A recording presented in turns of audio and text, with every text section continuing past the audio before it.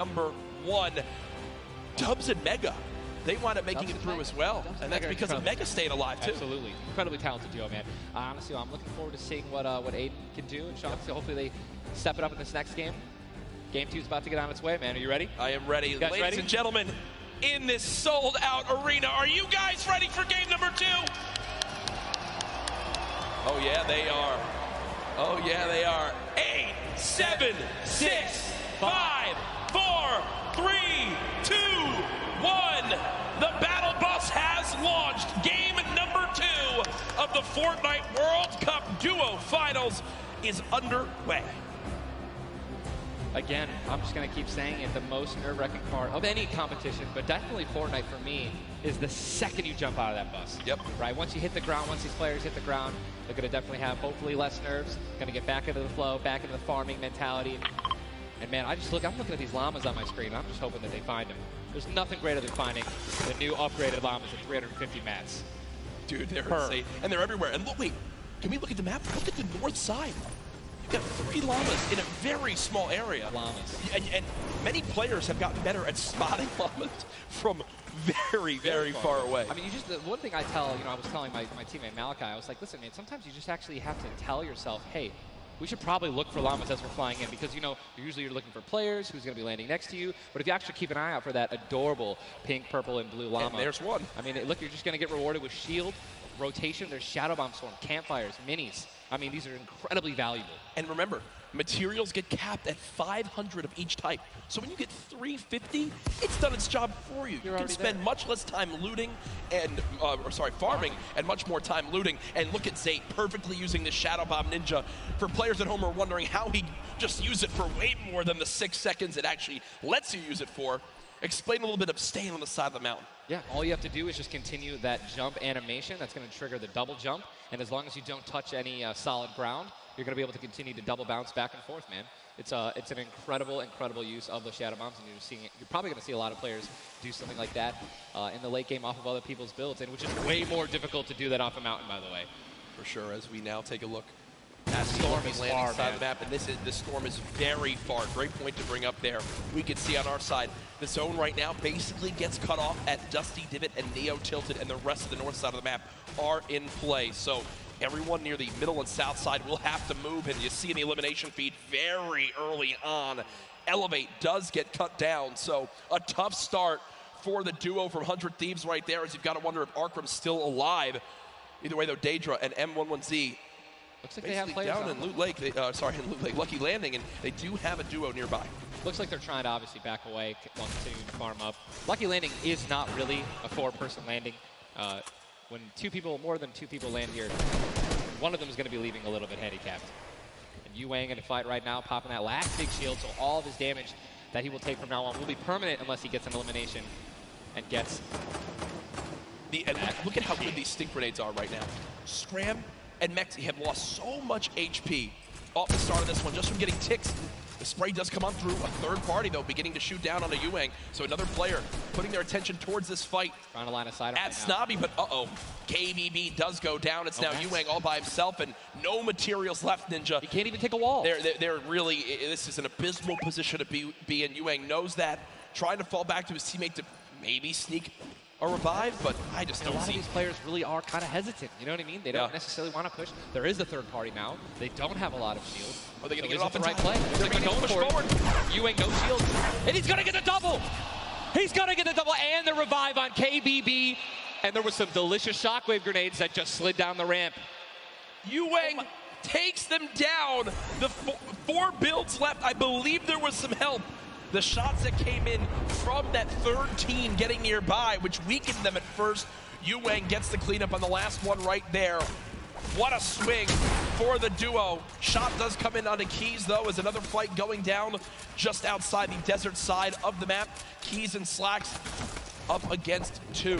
Running out of materials already, and guess what? These guys are at the farthest point of the storm. Yep. So this is not, they can't afford this fight, right? The longer this takes, they're not going to be able to get materials. They're going to be burning all the materials in this fight right now. So they're definitely going to need these elims to make up for it. That was and he took the knock on Landjock. And Landjock and Punisher went down early last game as well, and it looks like Landjock will suffer the same fate here. Upgraded combat shotgun, you know he's going to take that. Punisher trying to make some plays here. Still, now it is a 2-on-1 situation. Just need to play the numbers advantage. And again, Storm is about to start moving, so they're going to have to make some plays sooner rather than later. No ammunition. Very few builds. No shields. This spells disaster, and Punisher goes down, and there's the frustration in the player camera right there. Slacks and keys, 2 quick eliminations. But you mentioned they can't afford to do that. It takes so much time in that fight. They've got to go very far still. Now over to Neo Tilted. Clicks and Skeptic in a fight. Got some shield. Doesn't necessarily want to use this mini to only get a 10. And he looks like he's trying to obviously take some all, help his teammate out. No, he's getting taken. Is there trap kill? He's going to get the knock.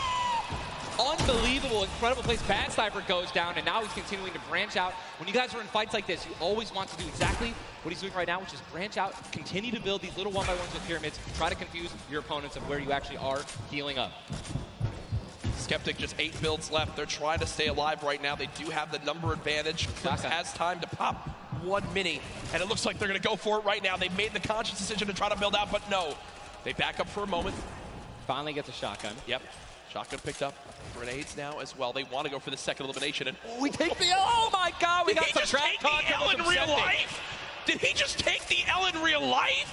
Homie, this is land. This dude's going to come over. No, I'm just kidding. 40? But the Stinks come on in. Stinks coming in, 22 health left. Campfire down. He has. Oh, and look who's here. Third party. Hello. Look who's here.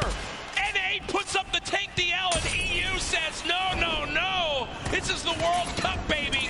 I'm going to show which continent is best. Mitro and Mongrel, full HP, and they storm roll through. Duel ins for Mitro. Clicks Still right there. Down low. Wow, incredible. Look at that kit. Gold Scar, Gold Combat, Heavy Shotgun, I'm sorry, Heavy Sniper Rifle for taking opponents' walls. Look at, they're just healing and bum rushing, and that's going to be it.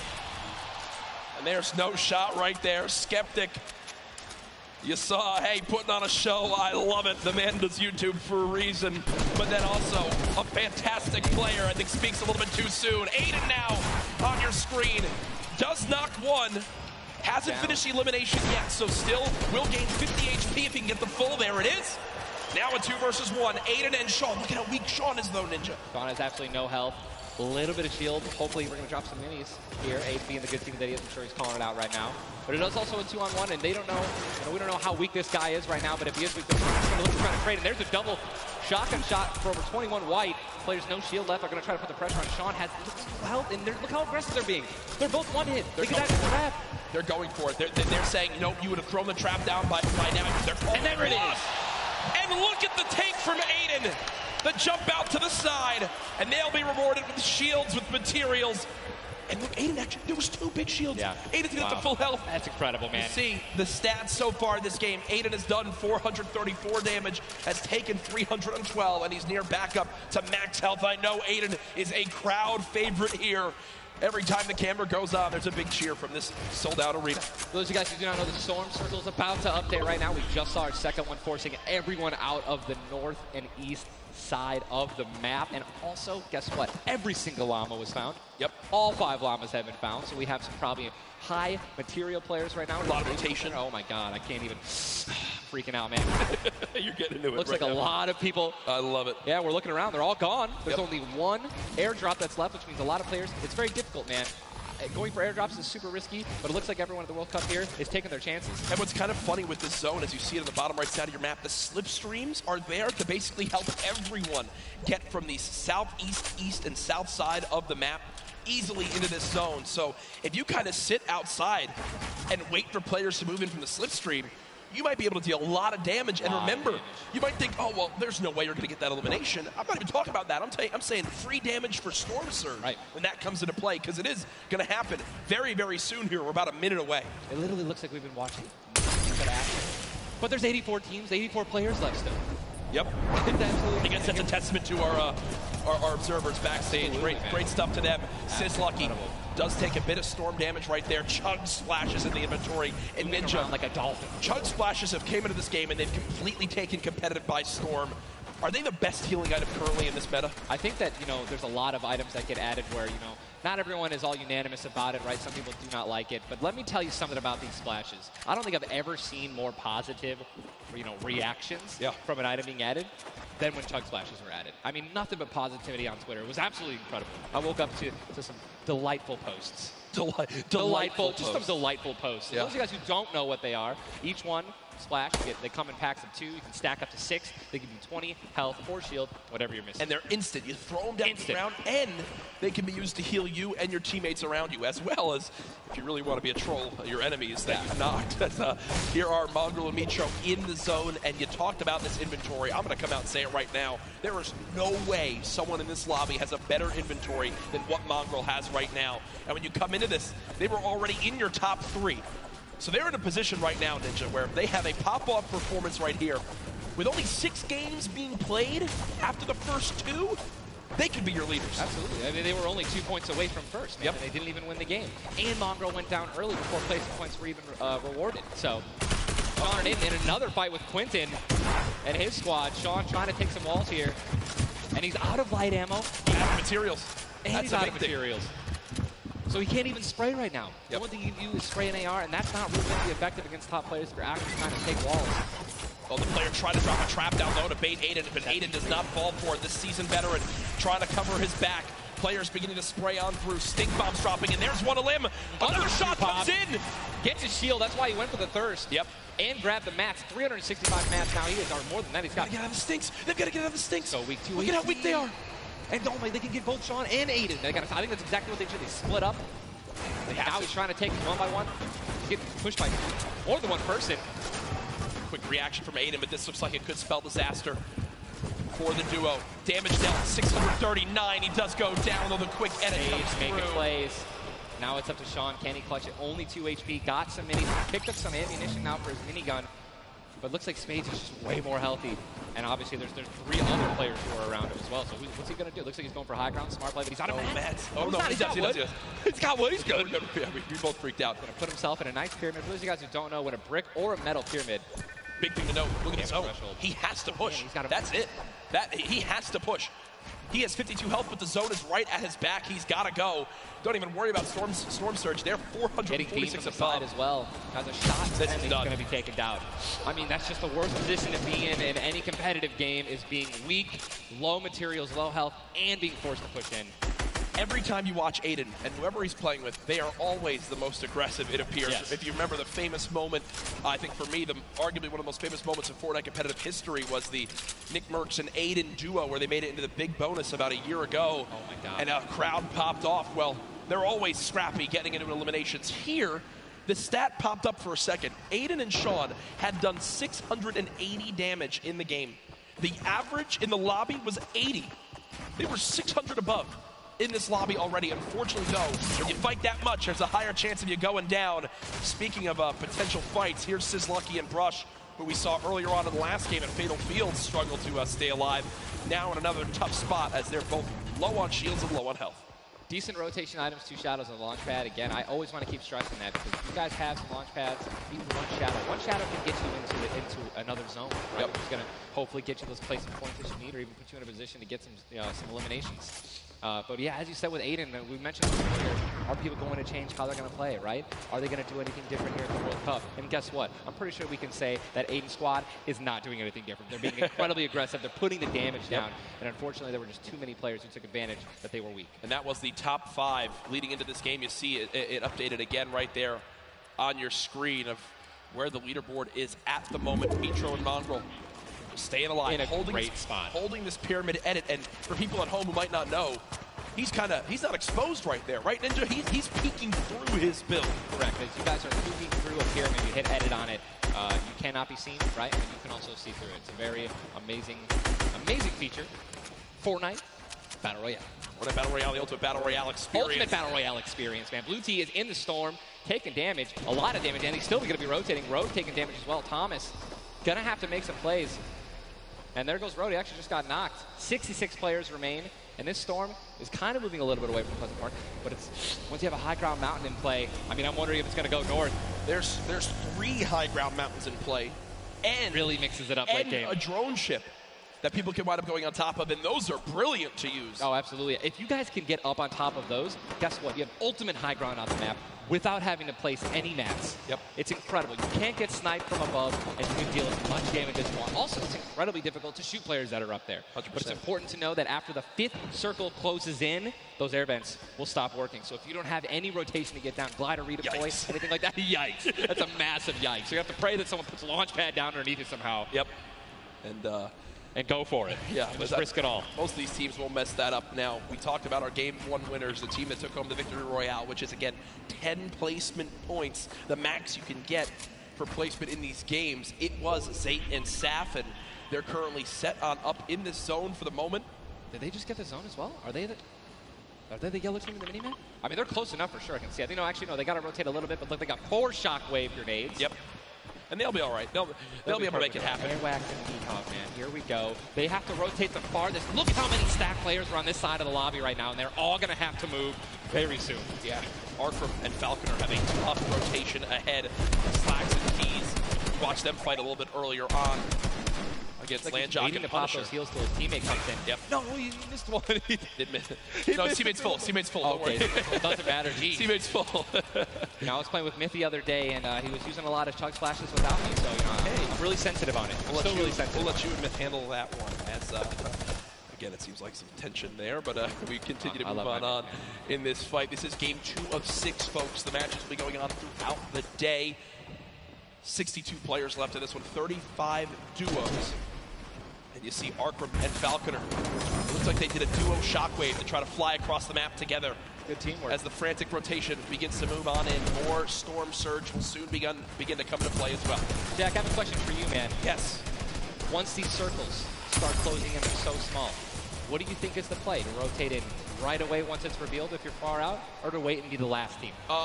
For me, it completely comes down to what you have left, what you have in your inventory, where you are at, the leaderboards as well.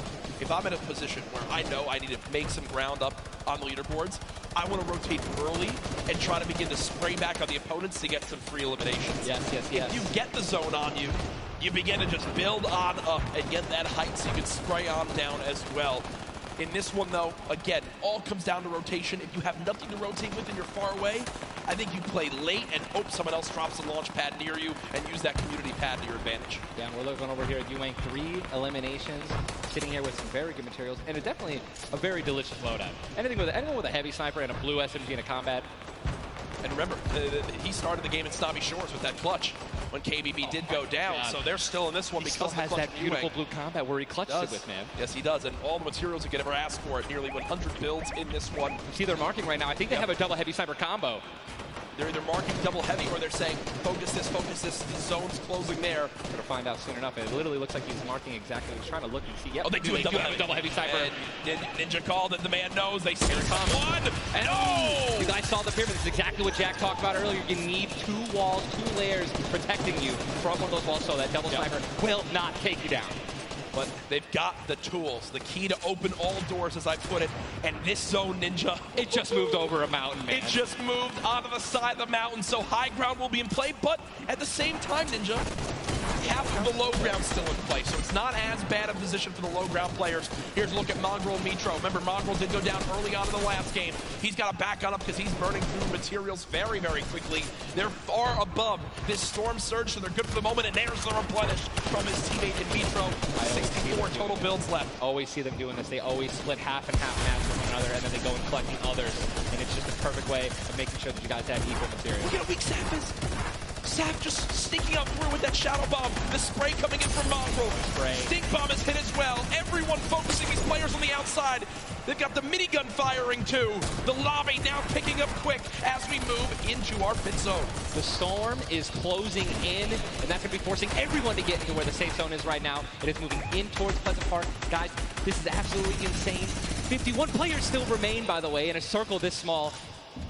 They're just trying to get as many limbs possible as people are rotating in. Mitro on the bottom right of your screen with that minigun has 631 bullets to spray down with Mongrel in a fight. Gets one player weak, but does have to back on him. Didn't get the clutch. Someone else stole the kill from him. Mitro gets chunked as well. Still have a launch pad, but again, when you're in a situation like this, low ground, they're getting sprayed with nothing but grenade launcher shots and frag grenades, and they're both going to be eliminated. And Mongrel also, sorry, Airwax just went down as well. And you see Cease in the elimination feed. Does look like, remember early on, Elevate did go down. There's loot looks so delicious. They go for it.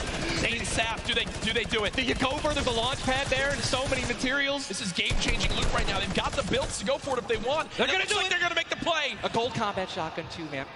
Zane and Sap, uncontested. That's one of those risk versus reward plays that can help set them up for 2 victory royales in a row. Mongrel and Mitro's loot too, man. Oh, that was making a and statement. we know that was juicy loot. Yeah, they're making a statement saying, listen, we're from NA, we're here to play. Taking out the Evil, they didn't know they took them out, but they're definitely taking their loot. Yeah, for sure, as they are still above this. Still great rotation items too. They both each have a launch pad, both have 2 shotgun grenades, and they're gonna go. He didn't get it though, they try to get both at the same time. Gonna be flying, and this is it, another massive rotation going to be taken to the center of Pleasant Park. They're 167 damage above the threshold, so they're looking pretty good right now. The question is, are they going to keep mid-ground, go for low ground, high ground? What's the play? They didn't get the full launch pad. He might have to use his own. Yes, he does again, and that actually works out. He hits his head on something, which takes him down from having to, fly all the way up and get beat. They're going to challenge high ground right now. Zayt and Sap looking to do what many would think was impossible, which is win back-to-back games in the stacked lobby. Just saw Falconer in the feed as well. Arkram with an elimination too.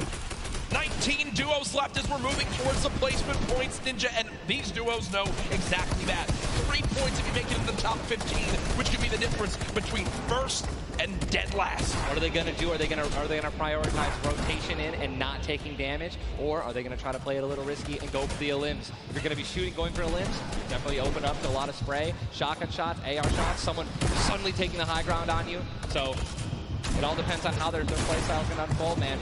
Many more duos remaining in this game, unlike the last one. Zayt with another elimination right there on a KBB. You got Snappy and Red Rush on the high ground, and Sap over the play. The high ground play. He goes to the high ground. Take, will he get it? He's going to get it. He has it. Zayt's got high ground. Zayt has high ground as they go to try to push for 2 victory royales in a row. Sap is there as well, but Snappy just appeared right behind Sap and shotgunned him down right there. Zayt right now is going to have to concede to the high ground, giving it to Snappy. And he's just going to have to stay alive as long as possible, try to get some placement points. He is obviously a talented player, top player. He can definitely make something happen, and I'm interested to see what he's going to do. Cease has been by himself since the first moment of this game when Elevate went down at 98 players remaining, and he's somehow still alive. There goes Mega.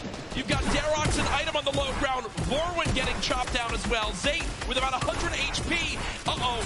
Here comes Vinny and Zexro. They're trying to challenge for the high ground. Keys right now being held in the storm with 5 elims. He's going to be eliminated from the back. Zayt taken down as well. Snappy still with the high ground. Zex and Vinny and TSM crew looking good, and they're going to take it. They just took high ground. Snappy gave it to him. And they just got the high ground. Great use of the shockwave as well. Vinny as well as Zexro on hype for the moment. 5 eliminations so far. They're putting their names in the hat for potential victory royale in this game. They go down, right? They want those elims. Vorwin now with eliminations back to back. 4 players left in this one. Zexro and Vinny spraying from the high ground. It's a 2 versus 1. The player right on the edge of the zone. The shockwave into the air. And he's going to drop on down to hype for the moment. The spray coming on in. It's not enough. Zexro and Vinny. TSM takes game 2 with style. Both alive. You love to see it. The victory royale and 7 eliminations. Look at that. Vinny's hyped, and Zexro looks like he was stunned. They forgot his fries on a fast food order. Why am I thinking about food?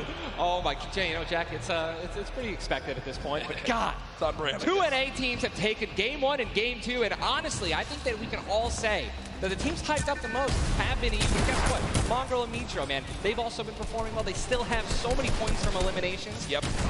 Oh man, what a great shotgun shot. They were perfectly in sync. They're even jumping and shotgunning at the same time. Vinny, pop off, man. You love the pop off. So hyped. Zexro's about to start cranking 90s or default dancing in the lobby. Like he's trying to talk about literally what are they going to do in the next game. Yeah. Like that's what that focus is. That reminds me, I've been in this situation before. He grabbed his hand and took it for himself, man. That's a top teammate, man. Great synergy.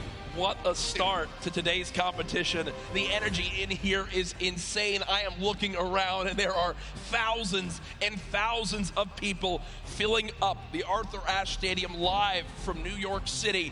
Again, my name Jack Courage Dunlop, joined by Tyler Ninja Blevins for what is the first ever Fortnite World Cup Finals.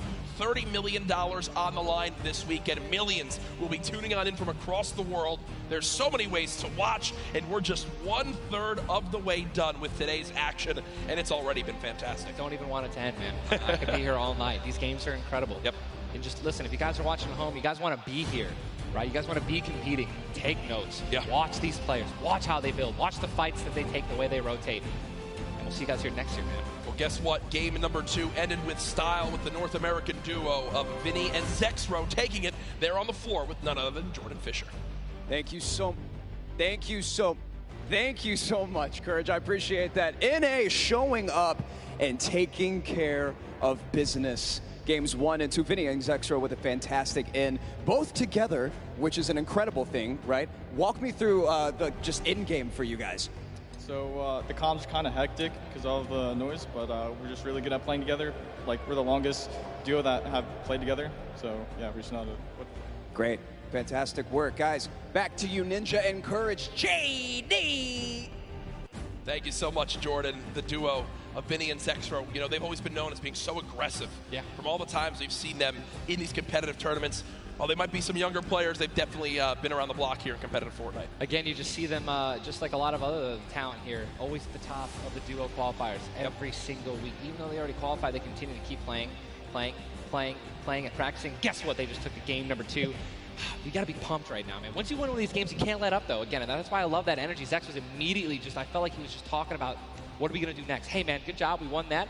Let's do it again. Yeah. Right? How are we going to change? Maybe even do better somehow. Get more limbs in Game 3. No, for sure. And they know that. They're not going to take their foot off the gas pedal. Folks, we have our standings after game number 2. Where are things playing on out? It is still Zayt and Sap at the top. Dubs and Mega at 18 points in second. Zexro and Vinny, with that performance, go from 0 points up to 17, Ninja. And that is the beauty of how this plays on out. Anyone could have a pop-off game and come right back. Mongrel and Mitro still in your top 5, as well as Serpent Hype, Darox, Item, Forwin and Tux, Snappy and Red Rush all there. While Zayt and Sap do have a nice little lead right now, nobody is safe from the rest of this lobby. I'll tell you that right now. I mean, just take a look at the points, Courage. You got 11 points, right? Benji and Mr. Savage, they fell out of the top 10. But look at that. Storm and Epic Whale, 12 points. Daedra, M11Z, 12 points, 12 points, 12 points.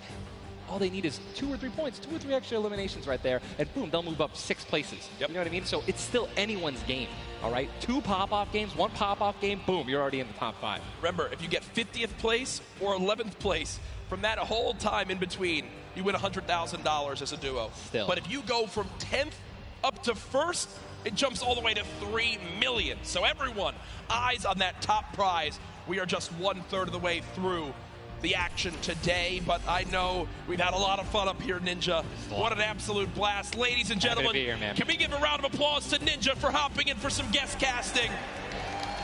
What a great job. Thank you, man. Always a pleasure, brother. Pleasure to be here. That's going to do it for us for now up here on the caster desk, but I know Zeke is down on the floor with some notes for you all. Thank you guys so much, man. What an awesome first 2 set of games from Sap and Zay locking down the lobby to Zexro and Vinny just coming in super clutch. And of course, guys, you've been here. We got to see Ninja. He got to go ahead and commentate some games. So what I want to know from you is, have you guys had a good time? Have you enjoyed it? If so, let's just let me hear you. You know, that was so-so. Let's pretend I didn't ask. Have you guys been enjoying yourselves? That's what I'm talking about. Obviously, we've got quite a bit more games left to get through, but, you know, if you've been watching for a long time, you know I'm a big fan of everyone that loves Fortnite. It's all about bringing people together. And I like to say Fortnite fam. That's my thing. That's what I do. And, you know, there's actually a lot of people from around the world that have come here to compete, to watch, to be part of all of this. And I thought, what better way to give back to you guys than to teach you how to say Fortnite from all around the world. So in just a moment, we're going to take a look at a video, and I can't wait because this is actually the first time I'm seeing this. A lot of work went into making this happen. So I can't wait for us to watch this together. Let's take a look.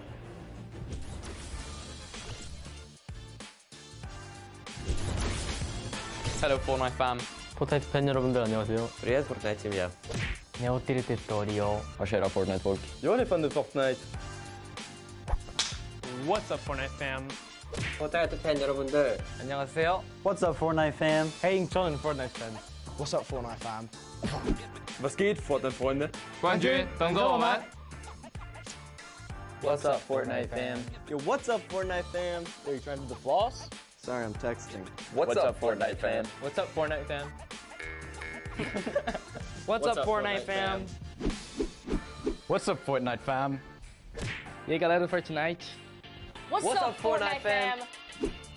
G'day Fortnite fam. Bonjour, comment ça va les fans de Fortnite? G'day, Fortnite fam. Cheer up Fortnite fam. What up boys?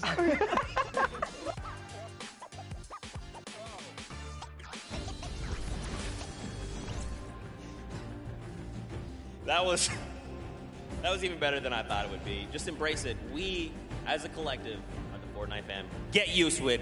We're here to stay. Now, guys, you know, there's a few more things I want to take a look at before we hop back into the next game.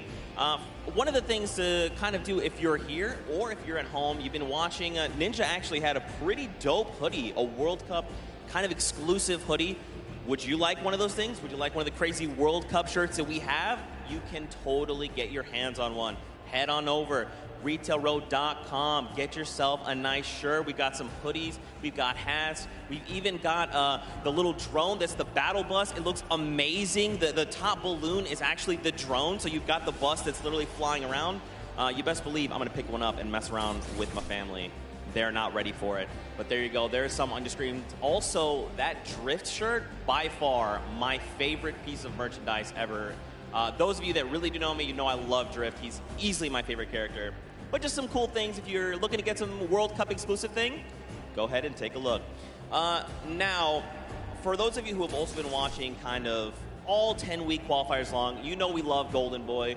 And there's actually one thing specifically he was kind of telling people as we were going through interviews. And that was, hey, when we get to New York, you're going to be in my hometown. Let's catch up and get a slice of pizza. Now, I know you're thinking, wait a minute, Zeke, what about like everyone else? Why is it just Golden Boy? Well, he's a Golden Boy and he's selfish and he wanted the pizza off for himself. Get called out. That's right. Now the world knows. But a few of those players actually took us up on the offer. They went out for some pizza. They had a night on the town. So let's take a look together and check this out.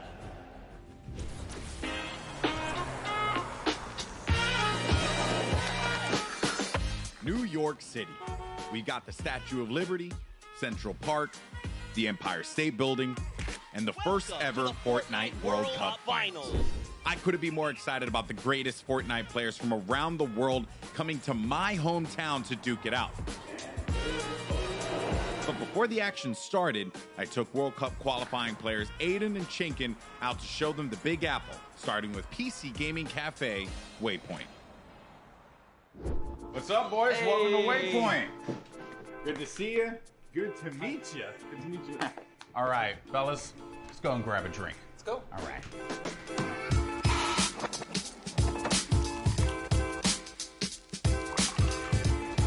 All right, gentlemen, thank you so much for joining me here in my hometown, New York City. Thoughts on it so far? Chinkin, we'll start with you. Hot. Okay. A lot of people. Yeah. Hot and a lot of people. I'm sorry, but also welcome to New York. That's kind of the way it is out here. Where are you from in Austria? Austria, like I'm near Salzburg. And the population? 40K. I think it was like 40,000 people in the train that you were in on the way here. Probably. Yeah, so there was so many people. Now I want to talk about the competition at hand because obviously this is going to be the biggest opportunity, I would imagine, of your lives. You're going to be playing in front of a massive crowd. Is there a way as a player that you prepare for that? I don't think like there's a way to like prepare for it. Yeah. But try to like calm down, not get like nervous, not get shaky and stuff. Yeah. And then we should be good. Like. It's still crazy having like a live crowd. Yeah. I try not to take tournaments like too seriously. If I play relaxed, I feel like I do better. I remember when everyone's like, this guy looks like he's just chilling on his couch at home, the casters, and it was like, I was just relaxed, you know, and just I feel like I played better. Okay, so gentlemen, we're going to be heading off to some different sites around the city. We're going to go to Washington Square Park, so let's go and check it out.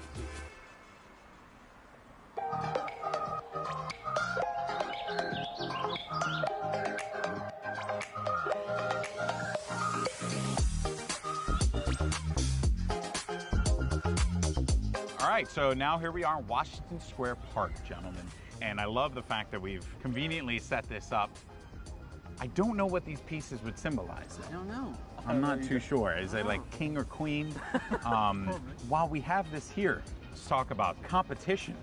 You guys are potentially going to be facing off against each other. Have you thought about that now? I don't know. I just don't want to feel the L2 spam like. Oh, you don't want to feel the L2 spam? I've watched them play a little bit. Him and Stompy, they're very I've seen them play aggro before. It's pretty scary. So if you have chemistry where you can play without even talking, you guys know what you're gonna do. That's a team like that's gonna win. So what you guys are gonna experience this weekend. This is the first Fortnite World Cup. You're going to be playing for millions of dollars, potentially. Has that even set with you guys yet? Even if it's not me, I'm thinking there's going to be millionaires after this tournament. There's going to be millionaires. Life-changing money. I try not to be, I'm not greedy about it or anything. It's really nice to see people that nobody know about and they could just blow up off of this. All right, I'm going to dive more into that, but I think it's time to get a slice of pizza.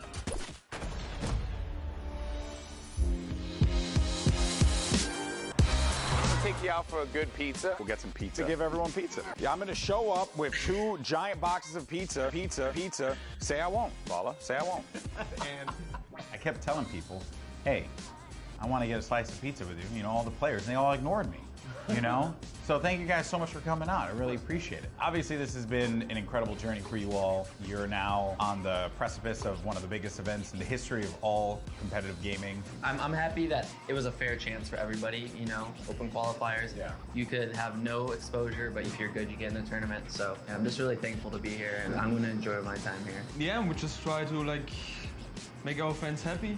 I'm really looking forward to play on the stage in front of 100,000 people. Do you feel like the fans and how they've been supporting you all on this road to this, do you feel like that adds a little bit to this pressure? Honestly, it gives just more support for me. I feel more happy to be here when there's all these people, whether they're rooting for me or other players. Fortnite's grown so much, and I just can't wait to see all the crowd, and I know it's going to get bigger and bigger every event, so. Fellas, best of luck at the Fortnite World Cup this weekend. Seriously, nothing but the best for you, but we're in the thick of things here in New York. So I think we got to get some more pizza. You guys down? All right, let's do it. New York's got everything, and this weekend, most importantly, it's got the Fortnite World Cup. Now that these two have had their slice, let's see how they handle the competition.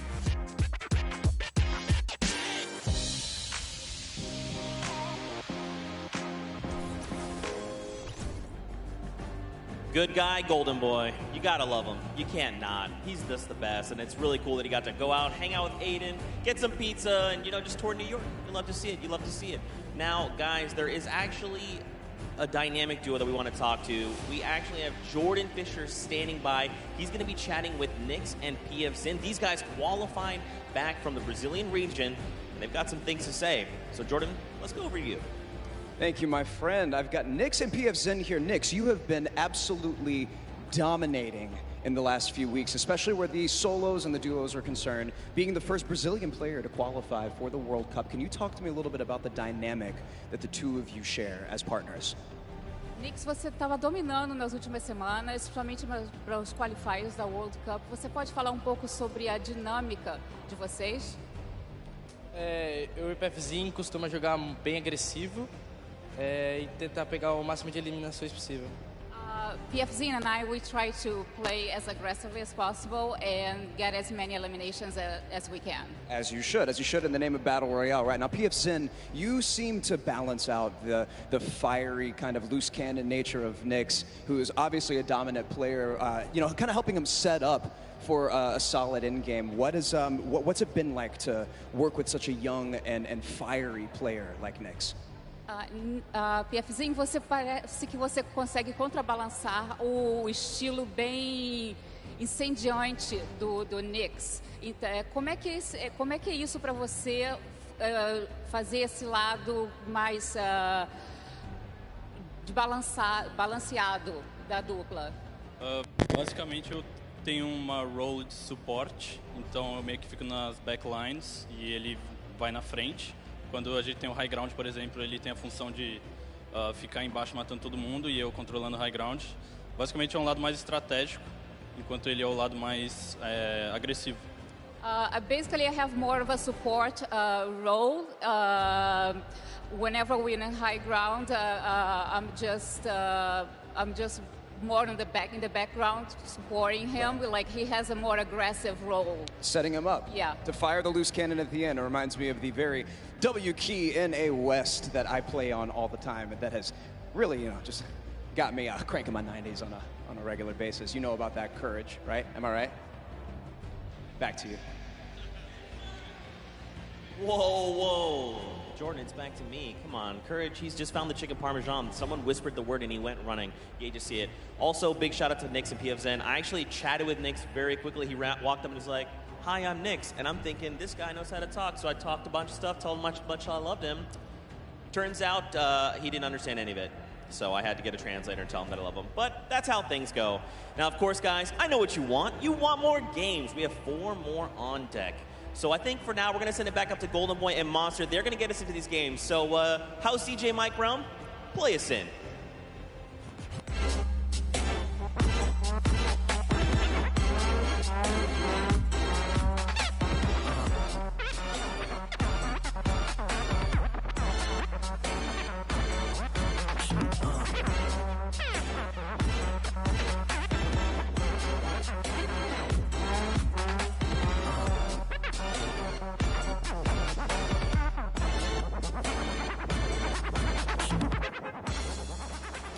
All right, huge shout out to DJ Mike Realm, spinning the 1s and 2s here at the Arthur Ashe Stadium. Golden Boy alongside Masa D-Face, Boricua Boys back at it again, looking to bring you the fun as we have games 3 and 4 on deck.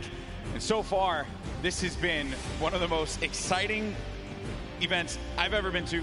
That game 1 was ridiculous. Game 2 did not disappoint as well, Monster. No, it didn't. I thought for a second there we're going to see back-to-back performances from Zayt and Sap. And I mean, we honestly did. Everyone that was in the top 10 contestant, even Miz and Daedra, they were performing. We saw them cut it all the way through. And it's that level of consistency that's going to cut the difference in making it all the way through the top 10 and being a World Cup winner. What I've loved seeing is that standings page, top 10. International through and through. You got the Japanese players popping off, European players popping off, players from New Zealand. Everyone's putting in every little bit they can. But folks, it's now time for game number 3. The players are all loaded up in the battle bus, and we are about to take off. Let's see who's going to get that much closer to raising the trophy and being your Fortnite World Champions of Duos. Here we go. Keep it going, Golden Boy, because we are jumping into game 3 as these cameras populate. Your favorite competitors are here. They've made it this far. It's the duo competition. If you were nervous before, hopefully they kicked the bucket over this little break here, and they're back, and they're recuperating. I know I practically kicked the bucket after Vinny and Zexro won game 2, man. I was feeling it, man. It was nuts. And there they are on your screen. So the drop for the bus here, it's going to be a north to south one going right over that ice biome. It's going to cut pretty much center of the map there.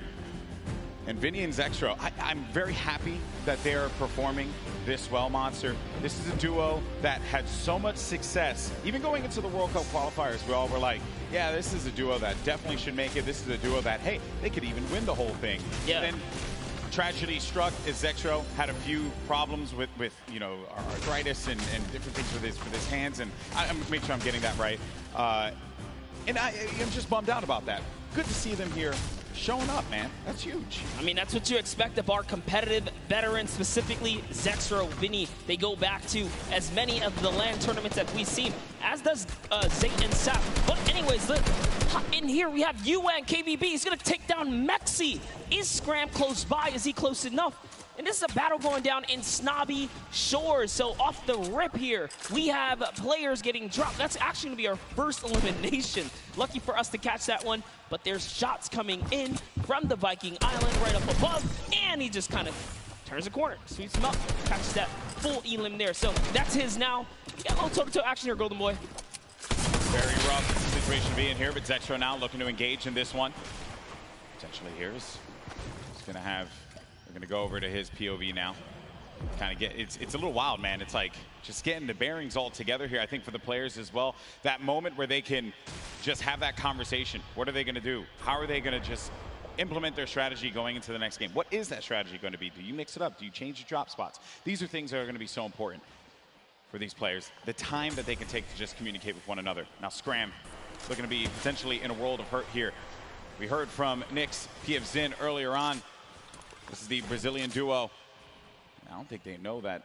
Yes, Scram, they're going to be on the hunt for him, so they know that he's around here. They're just trying to sniff him out. Yeah, and if you were in the players' lounge, you could feel the tension, specifically when we brought up the Brazilian duos, the Brazilian players. These guys qualified, and they qualified with heavy elimination. Nyx especially being one of our only players to like literally qualify as hard as you can in the, for the weekend. He was at it each and every week. You constantly saw him at the top every single time. It was so impressive, and also qualified for solo, so we'll be seeing Nyx tomorrow. And then you got Scram. He's got 2 eliminations, but he's just hiding this one out. He hears them making all that ruckus, all the noise around him, and Scram just does not want to give up his position. Perhaps he grabbed his teammate's reboot card. He's maybe looking for that play. But Nyx and PFZin, they have to have an idea of where he's going to be located here. Yeah, he does not want to give up his position here. He's actually just hiding in the basement right now, hoping that these guys just kind of blow by like dust in the wind right here. As Nyx and PFZin, they think it's clear. They think it's all good because they came in and they just wrapped up one of the other players. They actually didn't initiate the battle against Mexi and Scram here. So Scram might just get lucky and be able to kind of sneak on by as he hears this powerhouse duo, this Brazilian duo, kind of loot their way through and make their way to the zone soon. And loot they definitely will, because they're getting a lot of resources out of this. Scram over in the distance. He's going to be out of there, but now we're making our way over to the action. It's happening with 7SSK7. Got Spades and Crimmed. Now looking to push on for this fight here, potentially. Got some shots going off. Crimmed is going to play that overlook position. Getting challenged there and trying to use that advantage from the download, a little bit of that right hand, right? Just see if you can get a peek in there. Does get tagged up, Crimmed. Guy does back away there, does manage to build out. And Spades is gonna force him out. There you go. So they're just right now playing for that positioning, and I like the fact that they're using these, the natural high grounds, right?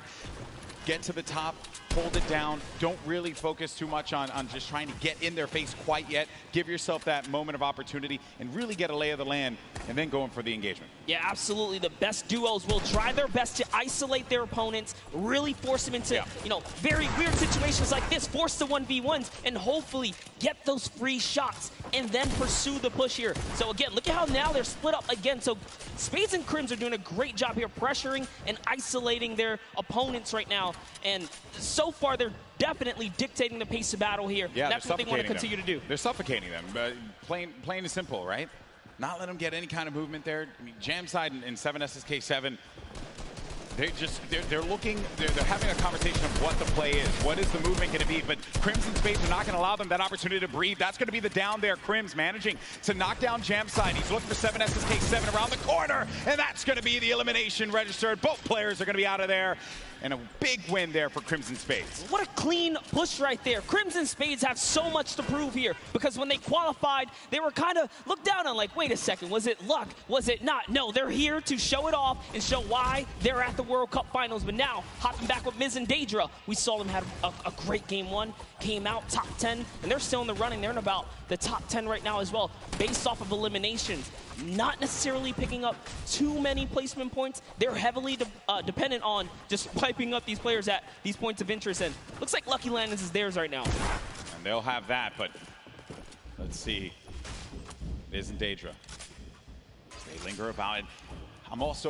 I love the fact that you go to this hot spot here, so there is going to be a bunch of free items that you're going to be able to pick up on. Also, you're going to have that circle advantage. It's right there. So you don't got to worry too much. You can continue to focus on looting. High ground has been lost, though. Miz needs to be careful. Where's Daedra at? He's going to be right next to him, trying to get these angles. So what they have to do, they have to stick together. Looking for the sound cues right here. Can they find their opponent? Catch a nice little low ground peek right here. Low ground is definitely underrated. If you can just kind of peek out, catch a big shot, you're almost guaranteed a headshot, which is a big multiplier. Yeah, players don't really think about that, right? Like you always see Fortnite players go after the high ground. That's the bread and butter for a lot of players that play this game. But you know better than most that the low ground can pay dividends for you if you know how to take advantage of that positioning, and maybe some overzealous players to try and get aggressive on you. You got Gustavo along with Wishy. I'm actually very interested to see if Gustavo's going to lead this push here, because specifically between these two players right here, this duo, this Brazilian duo, Gustavo doesn't necessarily lead the pushes. It's Wishy. Wishy's the aggressive one here. So he has the ultimate high. He's always looking for the shot. What are they going to do? It's just a nice standoff. Yeah, and that's this whole event, right? Players have just been very cautious about what they want to do. They are not trying to get too aggressive in these fights. They know what's on the line here. Millions in prizing is on the line. You do not want to make a bad decision. Be one of those teams that are eliminated out early on, but Gustavo's going to be putting shots down.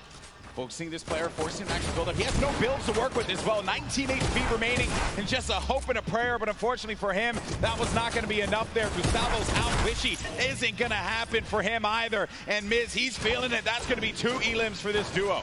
You gotta love the snarky little smirk right there on his face when you get those 2 points. Smirky. Feels so good. It's really good. It feels really good. And then Volks and Parpy. And look at this. Parpy actually dealing with this battle. And this other player that actually got the high ground against him was focus firing on Volks. Parpy pushing back here. I wonder, you get split up like this, but Volks and Parpy, they love playing a very aggressive style. They'll get in your face. They'll box you out if they need to. Yeah, without a doubt, this duo was unmatched when it came down to eliminations in the qualifying rounds. They had the most, actually, and even pulled off a consecutive 5 victories in 8 games to qualify for one of the weekends. Volks and Parpy, another kind of reference to Game 1. They had a great Game 1. We saw them picking up duos, but we haven't seen them necessarily make it through the end game. All they have to do is kind of slow it down here, and that's what they're trying to do, but being split up is terrible. Also, in the distance, I just want to make note, Wolfie's a very aggro controller player. He's another one. I think that we've seen a fun mixture of players that look to get that safe approach to the game, and then others that just want to take early fights, get some points early on, because maybe they're playing that early game strategy rather than like focusing so hard. Like if you get late game, that's great, but you do want to rack up a few eliminations. Look how low the points are that have been thus far in games 1 and 2. Get yourself a few elims and then maybe manage to make it to that top 15, which is very hard given how many players have stayed alive in this game. Games 1 and 2, we were at what, circle 5? Yeah, circle 5, I think. We were sitting at like 45, 46 players. They're just waiting for movement. Yeah, and that's where that storm surge kicks in, right? Does damage to players. That's feeling back. Crew and Chapels, one of my picks to watch. Had sort of been struggling in the format so far. I guess when the real pressure's on, the environment shifts, right? Everything changes. That's right. Everything changes here, and Crew does manage to get that shot off, or attempted to, with that tactical shotgun. It was not going to get the connection necessary there, but it did put the fear in the player to have to back away. Both players as well respecting the space from one another. The stinkers come out. Crew and Chapix having to get out of there, and they're going to use those, I believe, the shockwave nades to just fly on out of there. Didn't see the purple over their bodies there, but they were able to fly on out of that fight. Could have gotten real risky for them. I was going to say, that was a respectful disengage. You only got 6 games here, 2 of which have happened. Yeah, that's they right. need big performances. They have to push towards placement and end game. So good on them to kind of back up. And when you have stinkers, there's no defense against it. You get chunked down right through your builds. It really is annoying to go against. And speaking about the stinkers here, Epic Whale's under pressure right now, and that's just going to chunk him down. They force him off of the campfire, and we'll see if he returns to it. Yep, here you go. Yeah, you're only going to get so much time with that campfire. Epic Whale, along with 40R Storm. This is a Week 10 qualified duo. Last moment you could possibly have it happen, and they managed to pull it off. maybe this could be the game for them. Another dominating duo in the scene, Airwalks and Nikov. Airwalks winning the Pro-Am yesterday 2 times now. This is a whole new ball game. Best players in the world in this lobby. It's not going to be a cakewalk, and he knows that. It hasn't been the best run thus far for Airwalks and Nikov. Yeah, and it was their last final games there. Notice the text right there. The fast track, Airwalks and Nikov qualified for the Fortnite World Cup in their final 7 games. That's intense.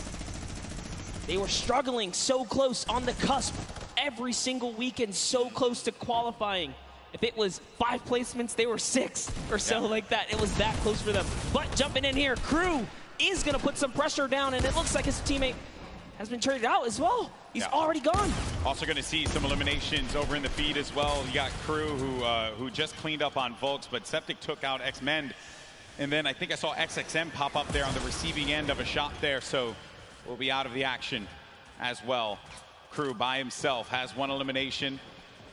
Going to be looking to get as many points as possible. Now we're going to be sitting with 40 duos left alive. We're going into the next circle here in just a little bit. It's going to start to collapse. Salty Springs is going to be the point of interest for all of our players here. Got a lot of bodies that are going to be lingering outside. Some that are even as far out as Dusty Divot, like on the northern end of it, sticking around there. So maybe trying to get some last-minute loot, perhaps. We'll have to see. Here is Parpy looking for that peak. Volks and Parpy always tend to stay together, but wait a second, that was a tricky little shockwave right there. He did try to sneak his way into the build. He takes the wall. What are you going to do with it? Crew still looking for the replacement here. He gets it on land, takes the wall. 184! Crew's excitement, you can feel it from here. That was a huge shot. With the new tactical shotgun, the legendary. That's right. When you're feeling it, man. He went right for the fight. Ambitious, the young player there from Sweden, 15 years of age, man, and he's playing for millions of dollars. So many of these players, they're just young ones. We have a lot of young fans here in the arena today. Maybe next year this could be them. And then you got a few of the veterans. Zexro, Vinny, saw Nate Hill, as well as Funk Mongrel, Mitro, Aiden there in the corner of the screen. And back over to our Game 2 winners, Zexro and Vinny. No eliminations to their name thus far. I mentioned Wolfie's the aggro controller player. He went right for Nyx and just take him out on that one. Yeah, I definitely want to see Wolfie hopefully catch some more highlights before the weekend's over. Touch base with him. He's a great kid, definitely enthusiastic about being here at the World Cup, and he feels totally prepared. He's ready to represent. He's one of the few controller players to actually qualify for this weekend. This is a big weekend for a lot of players, obviously, clearly. Here you have Cease and Elevate. They haven't found the rhythm.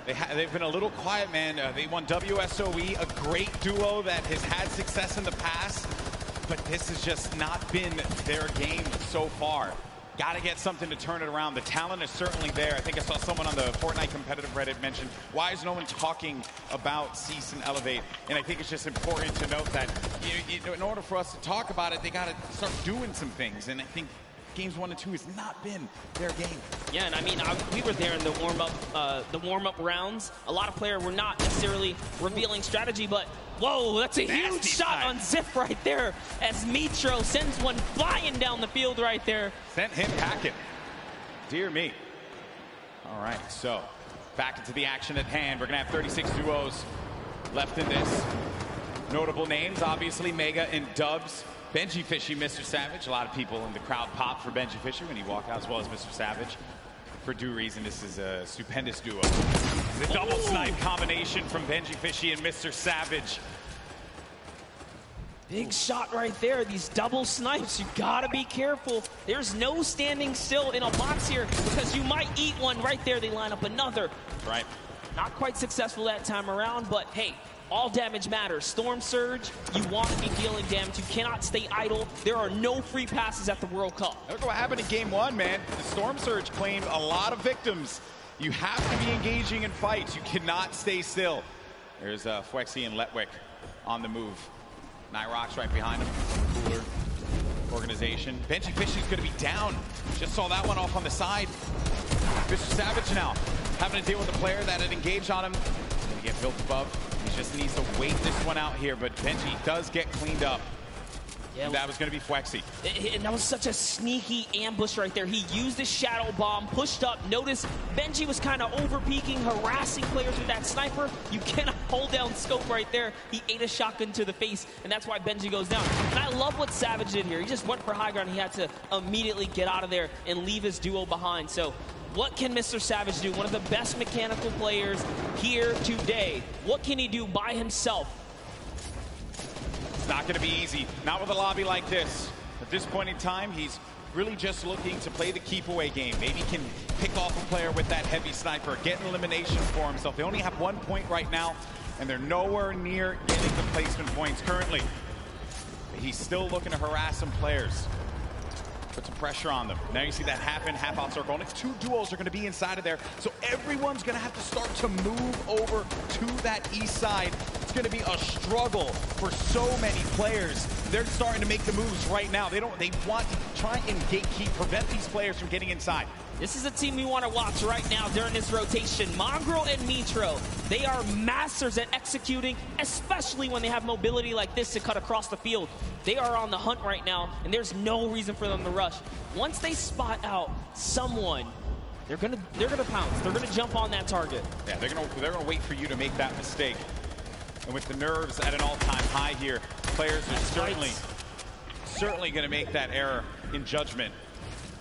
Saw it happen in scrims when we were looking at players just getting warmed up.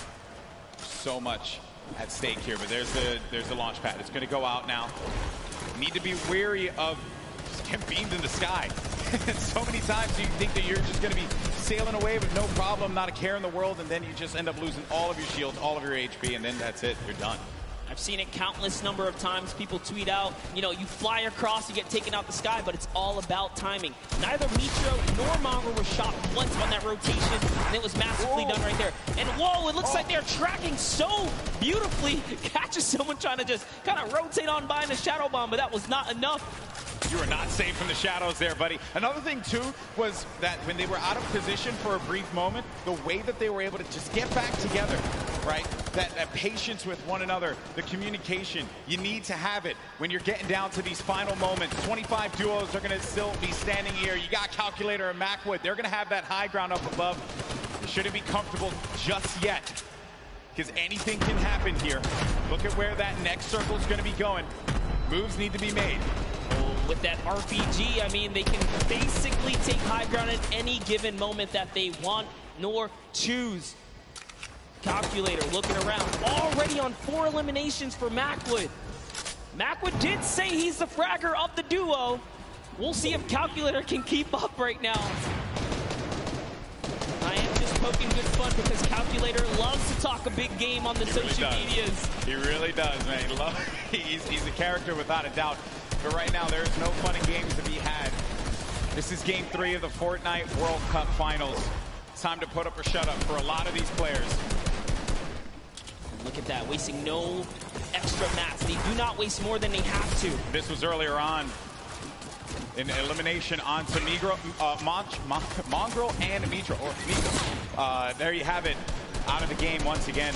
That duo, European powerhouse, gonna pay there to Dubs and Mega. So far, so good. Macwood, again, just holding this positioning right here. He is going to get blocked out with his teammate accidentally, but it's all good. This is still his ground to control right now. They have clear control of the skies here. And they have a ton of builds to work with as well, Monster. 4 eliminations for Macwood. A great game for him thus far. That's 4 points for this duo, but he's going to be taking some shots. Has to be careful there. There you can see the lay of the land, Monster. Yes, the placement thresholds will be divvied out soon. There goes the Storm Surge already ringing down on players. Jay has to make a big move. Doesn't matter. Zate is going to wrap up right here as Keys goes down as well. And the shots are flying. And you can just look at the overhead, the chaos that's going on in the mid-ground specifically. And look who's still in this, Saf. They're going to be in first place. If they keep this going, another dominant game for them, another high-placing game could be the difference maker to keep them in that first place position. Up on the high ground, Calculator and Macwood putting down shots yet again, not giving players any moment to be comfortable whatsoever. Look at the names that are here, though. The Rockets now starting to fly by Wolfies. Wolfies having to defend himself. Zane's going to be out of this one, so now it's going to be up to Saf. And Saf, he had to see his teammate go down, but his back's going to be to the Storm there. Now looking at Mega, who's waiting this one out. He knows on the right side of your screen, you can see it down low, that these players, they're going to try and force their way into his box, so he has to play defense. He has to disengage. And there's Saf, who just lost his teammate Zafe. Now he's going to be running this one solo. And then up above, it's Macwood and Calculator. This whole time, they picked up 3 eliminations from that whole exchange, Monster. That's exactly where you want to be. They're still putting this pressure down. And Zaf is looking for one, but it's Vinny who's going to take him out right there. So Vinny's going to find his first elimination, and he has so much health. He is in the game right now, although by himself, because Zexro is down. And now Oslo, Bad Sniper, one of the few duos that are still left in this game right here. Arkham somehow, with a masterful rotation, he's still in as well. Bad Snipers at 11 eliminations with Oslo here. Wow, unreal stuff. Bad Sniper is going to be out of this one. Macwood and Calculator still owning the high ground on the mid. Down below, Dubs and Mega, one of the premier duos here at the Fortnite World Cup Finals. Could they get the high ground and wrestle the control away from Calculator and Macwood? Oslo waiting for Vinny. You can see that engagement down low, but we got to focus on what's going on above here, because Macwood and Calculator, they have their eyes on Dubs and Mega, and they do not want to give them that freedom to dictate where they want to go. They want to try and pinch them. Arkram just eliminated Vinny on that, and it's going to be Oslo and Arkram down low, but you're going to have a clash, a 2v2 in the high and in the mid ground, and Dubs and Mega feeling that pressure, needing to just dial back here, wait a minute, because I think what they're doing is they're just trying to see if they're going to run out of build potentially. I mean, the play here certainly has just been defense, defense, defense. Yes, that's right. Oslo's now left by himself. All he has to do is time this fighter fight, so long as he doesn't bother them. But Dubs and Mega try to go for the high ground and make a fatal error. They fall to the low here, Golden Boy. This isn't looking good there. Mega and Dubs, they have the low ground, the ultimate low ground. Oslo's going to be outside, but they get the elimination. Calculator and Macwood, they're holding the high ground, and that's the victory royale. Macwood pops off in game 3. 7 eliminations for him, 2 for Calculator, 9 total, plus the victory royale. 19 points for that duo. Crushed it. There was just something about the loadout. Seeing that RPG once they already were holding the best point, the high ground. You just knew pressure, and that's what Macwood did there. What was it, 7 eliminations? Hey, shout out to Calculator too. He got a couple at the end. Yeah, he had his back. Most importantly, Dubs and Mega constantly playing that defense. Credit to Macwood and Calculator for the way that they continue to apply the pressure. And then it was the shock, sending them down low, forcing them into that engagement. Credit to Oslo now, who took traps instantly to see maybe he can get a cheeky trap elimination. Didn't work out for him there, but a top 3 placing for him. Certainly got to be happy with that one. And then it came down to the final moment when Calculator and Macwood together were able to push his player with their combat shotties. Boom, that's the game. And look how happy they were there. So good. Gotta love the reactions right there. Whew. What a game that was. Had a little bit of a slow ramp up, you know? But that's what Fortnite will do to you. You're just talking, you're having a conversation about where the positioning is going to be, and then out of nowhere, boom, you're in the action, you're in the fight, and things start to get wild. Great game there for Macwood and Calculator. Calculator winning on the world stage, man. Look at that. Eat your heart out, Reddit. I gotta say, you know, I'm sure he's proved a lot of people wrong, and you have to respect it. Yeah. But Golden Boy, I want to see where we stand here. Where are we right now? So at the top, it's still going to be Saf and Zate with 38 points. They have that victory royale from game 1 and 16 eliminations. Mega, Dubs, second place, looking pretty. No victory royales for them thus far. You saw Zexro and Vinny do the same thing, but it's Calculator and Macwood that jump up to 6th place. They have 22 points total, 12 eliminations in that game. They're finally in that top 10. I want to take it one step further. Bad Sniper and Oslo jump up to 13 total eliminations. They didn't have anything up until this point. They just had one great pop-off game. And suddenly they're in the running here. It is anyone's game in the top 10 because you have to be consistent. And again, there's always those wild cards, those pop-off moments. And here's a look at page 2. Any of these guys are still in the running right now. You got Bell and Scarlet, who've been wrestled out of the top 10. the Japanese duo who had a premier game in game number 1. Benji Fishy, Mr. Savage saw their demise earlier on. They're going to have 13 points there, but you saw the standings, and we're in game 3. And these games are going to be so critical. Games 3 and 4 really set that tone, because once you get into like game 5, a lot of players are going to be down low. Like, there's opportunity for you to try and get your way into that top 20, which is where you're really going to start to get a lot in the prizing. But for the folks that are going to be sitting in top 10 right now, they're going to be feeling very nice about their current standings. For game 3 to be in second place, Dubs and Mega, and then Saf and Zay still performing so well. And that's the crazy part.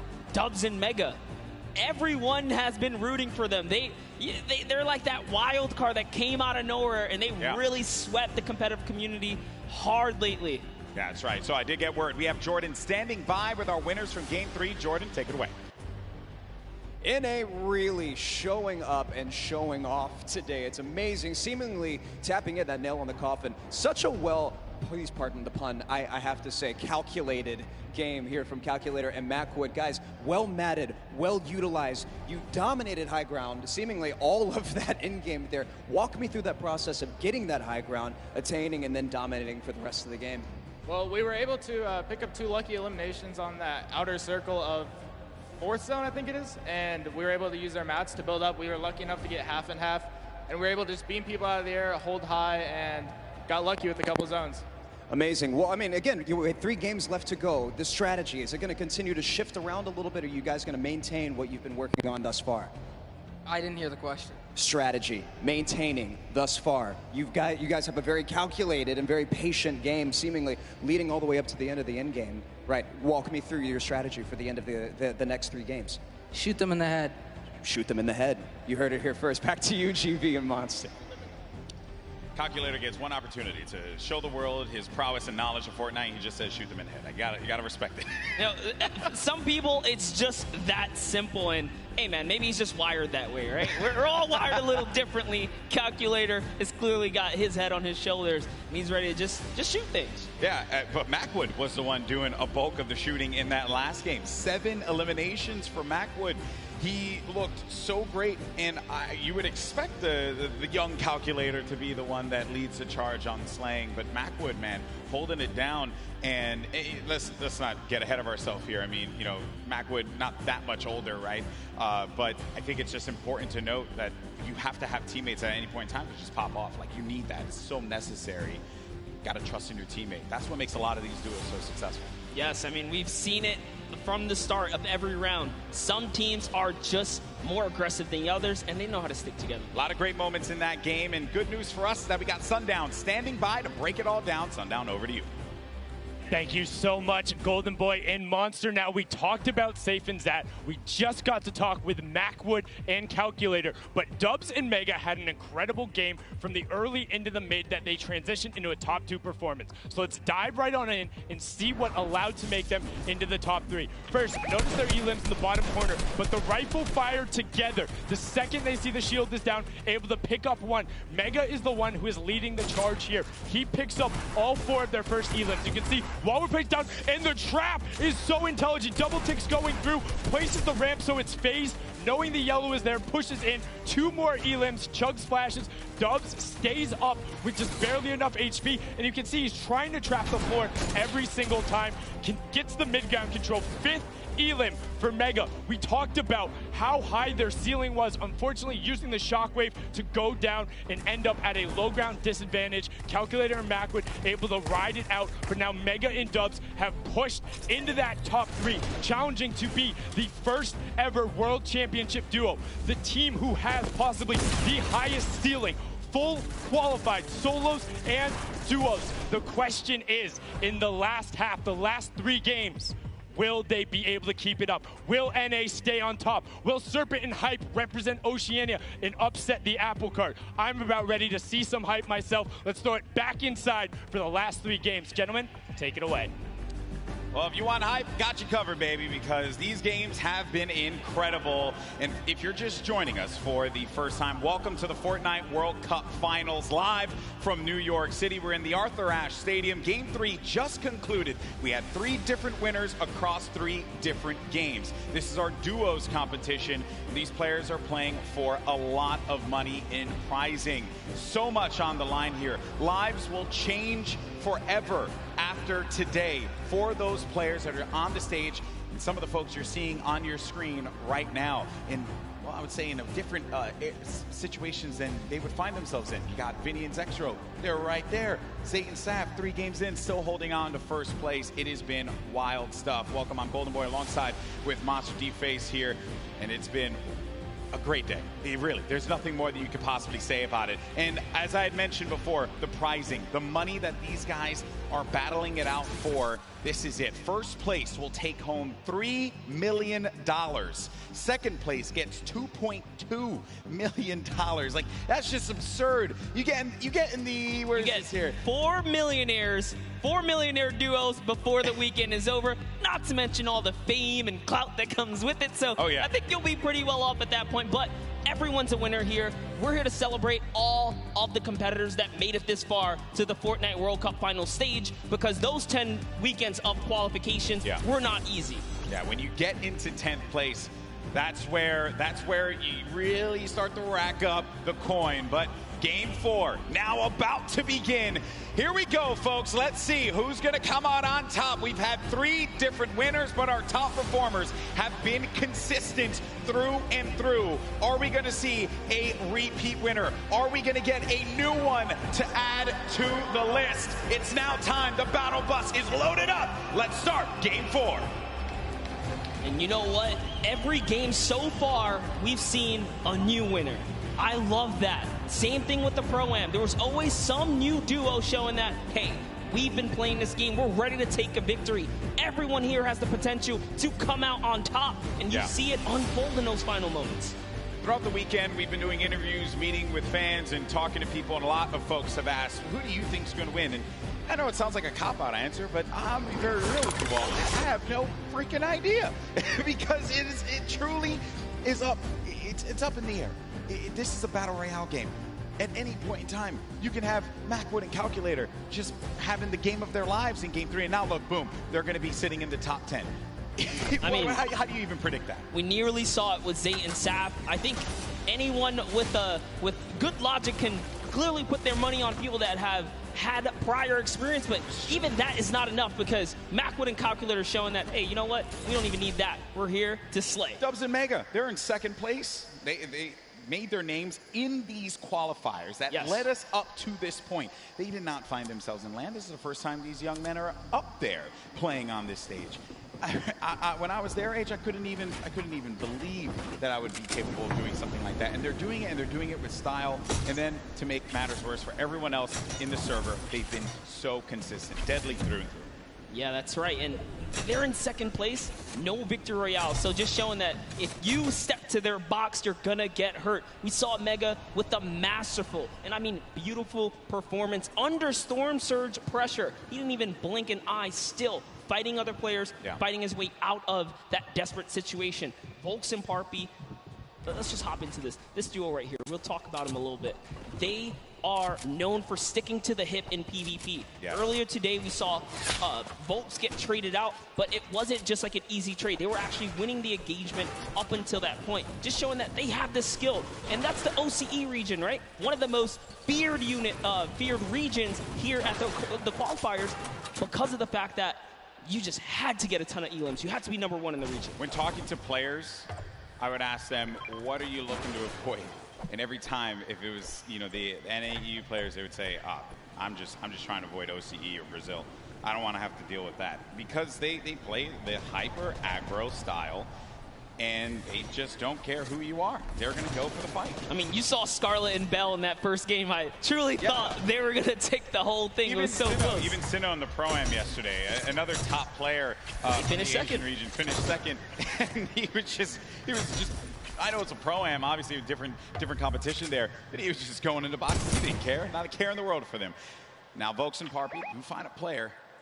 above here, right by the jet stream. And he hit him once for whites already, so that means there is no shield on that player. You can have up to 100 effective shield. That player's dangerously weak, and folks just keep an eye on him. He doesn't know if he's slipped out already, and he says, you know what, I'm going to go back to my teammate. It's a little too risky getting split up here. Yeah, play for the mid to late game in this situation now, but 7SSK is going to be dealing once again with Spades and Crims. It seems like just a constant for them. They cannot seem to win out on this fight. Crims is going to be down though, so the advantage could be going in the favor of Jamside and 7SSK. Spades going to have the high ground, now having to deal with a 1v2. Does he have what it takes to pull this one off? He doesn't own that wall. He has no more builds to work with as well. They're going to push out, and Spades couldn't deal with it, and that's going to be the win there for those two. You would think for Jamside and SSK, like, hey, you know, we've been landing here, haven't been successful. Do you mix it up? They say, nah, I'm going to stick to my guns here because everyone's a winner regardless. The VP boys coming out on top. Week 6 qualifiers for them. And they just need that game, that one game. So many of these players get that one game that catapults them into the top 10. Then the momentum shifts, the confidence starts to rise up. You think to yourself, I am capable of being able to do this. Mongrel looking for it right here. Love this dual perspective right now. Mongrel's actually looking for a side angle. He's going for the offense, pushing out. Is he tracking this player down? It's really hard to tell. They're getting into, really just going deeper into Neo Tilted. If you hang on the outskirts or by the slips, you're at huge risk for getting dived onto. It looks like they say, you know what, we're just going to continue to push on through. Those guys dive off, and those markers are actually the trackers. They say, hey, they're going this way. Mongrel still wants a piece of this. Keeping up with where players are moving in the crowded Neo Tilted, a new area that was introduced just a little while ago. Some players made Tilted Towers their home. This was a drop spot for so many, the likes of Nick Merckx, Aiden, right? But ever since it changed, you started to see players second guess whether or not they wanted to go to the new Tilted. Talking to Aiden earlier, actually when we went out to go get pizza and stuff, he had mentioned like Tilted's just a whole different beast now. You know? Just not something that he really would want to deal with. That's why you don't really see him going that way anymore. Yeah, it's just a different lay of the land. As things start to shift, different comforts kind of tend to evolve and whatnot here. But we have Twiz in cover H looking for a push down right now, and they have the positioning, they have the high ground, and it's just a matter of, do we want to dive down? They don't want to give up their angle. They know this duo below them have a flint knock. Flint knock can do so much damage if you peek the wrong way. Minimal's going to hit you for about 80. This duo from New Zealand, we had a chance to talk to them for that piece, and great to see that friendship, the communication that they'll have for one another, something that a lot of these duos that came together for the Fortnite World Cup duos portion of the finals don't really have. They don't have that cohesion, that chemistry that these two will have, right? That Saf and Zayt would have as well. Crazy to think there's 89 players in the lobby and 48 duos, so a lot of disengages, a lot of solos out there right now. Keenstar and Hunter looking to defend themselves right now, and it's just a cat game right here, cat and mouse game. What are they going to do? They actually shockwave on out of there, and into the slip they go. They're out. They're trying to get away. That was a shadow bomb right there, and he's gone. Yeah, I was a little worried about that duo that was coming in, but the storm is creeping up now. This is only phase 1. Nyx gets knocked by Zexro. Saw that in the elimination feed just a second ago. Item and Derox out in the wide open. And it looks like, actually, they saw Mend right there building by himself in a one poor wooden shack, and they're pushing the shack now. So Twiz is going to hear these shots off in the distance, but looks like we're hopping over to the Loot Lake area where it's Macwood and Calculator going against Daedra and Miz. This is a top 10 contenders right here. The Game 3 winners now having to deal with Daedra and Miz. Shots as well, snipe shot. You just heard that one squeak by Daedra. Need to be careful there. There's some more shots being laid out. Disengage as well. And they're just really pushing them away from here because you got to get to that safe zone. Don't want to have to deal with the storm, obviously. It's still early games here, so you're not going to be ticked for too much. But you're really looking for this next zone where you're going to start to move here. And this, again, the game is going to be so slow in the start because as you get closer and closer to the end, game 4, critical game, Monster. So many points you can earn from this. Flying into the top 10 potentially if we have a new winner that was outside of it. This is where players start to, I guess it really sets in on them that they're going to be playing for $3 million in prizing. Yeah, if it hasn't already, I don't know what world they're living in, but here it is. Twiz goes for the shockwave overhead, and it's D-Rox who eats a chunky one right there. Cover H looking to chop this bad boy down. In comes the Stinkers. Is it going to be enough, though? The pressure is so real right here. Twiz and Cover H doing it not only for themselves, doing it for New Zealand, their families, and everyone watching them at home. And that is going to be one elimination through. I saw that one pop up. That's number 1 for this duo. The challenge comes in, and that's the win there. 2 elims total. Twiz gets them both. He tried to get out there and play the trap play, but it was not enough. 7 SSK and Jamside have rotated in from Paradise Found. Oh, no. Oh, no. Down comes the build. Oh, no. They should be close enough. Yeah, he is going to be able to catch himself, and a build battle goes off, Golden Boy. But Cover H is going to be down. Jamside. 7 SSK7. You're looking at Jam's perspective here.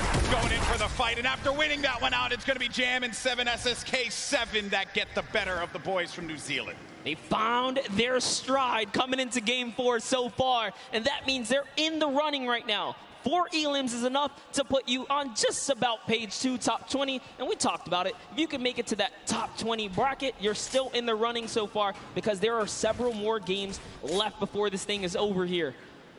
This Calculator finds himself very high in the sky right here. He's got a nice little base, and they're just waiting. Yeah, waiting it out. Norwood's going to be beneath them. And those are the players that were forcing him out before. Oh, no. Starting to hear the explosions, knocking him out. Wow, he actually sent a shot when the Splode came in and hit Cease with that? What? How was Cease knocked right there? Just, again, when it comes to Fortnite, you never know what you're really going to expect here. Players will always pull something out of the hat and surprise you each and every time. I was looking over at Macwood, who's playing defense. Calculator now really having to deal with 2 players angling shots at him. Macwood back into a fighting position, a fighting posture to help his buddy out. Yeah, and it's so unfortunate because they were just about to push to seal the deal on Elevate there, and that third party up on the mountain ruined that push. Slows things down. Elevated Seas having to deal with the Stinkers will be moving out of the fight now.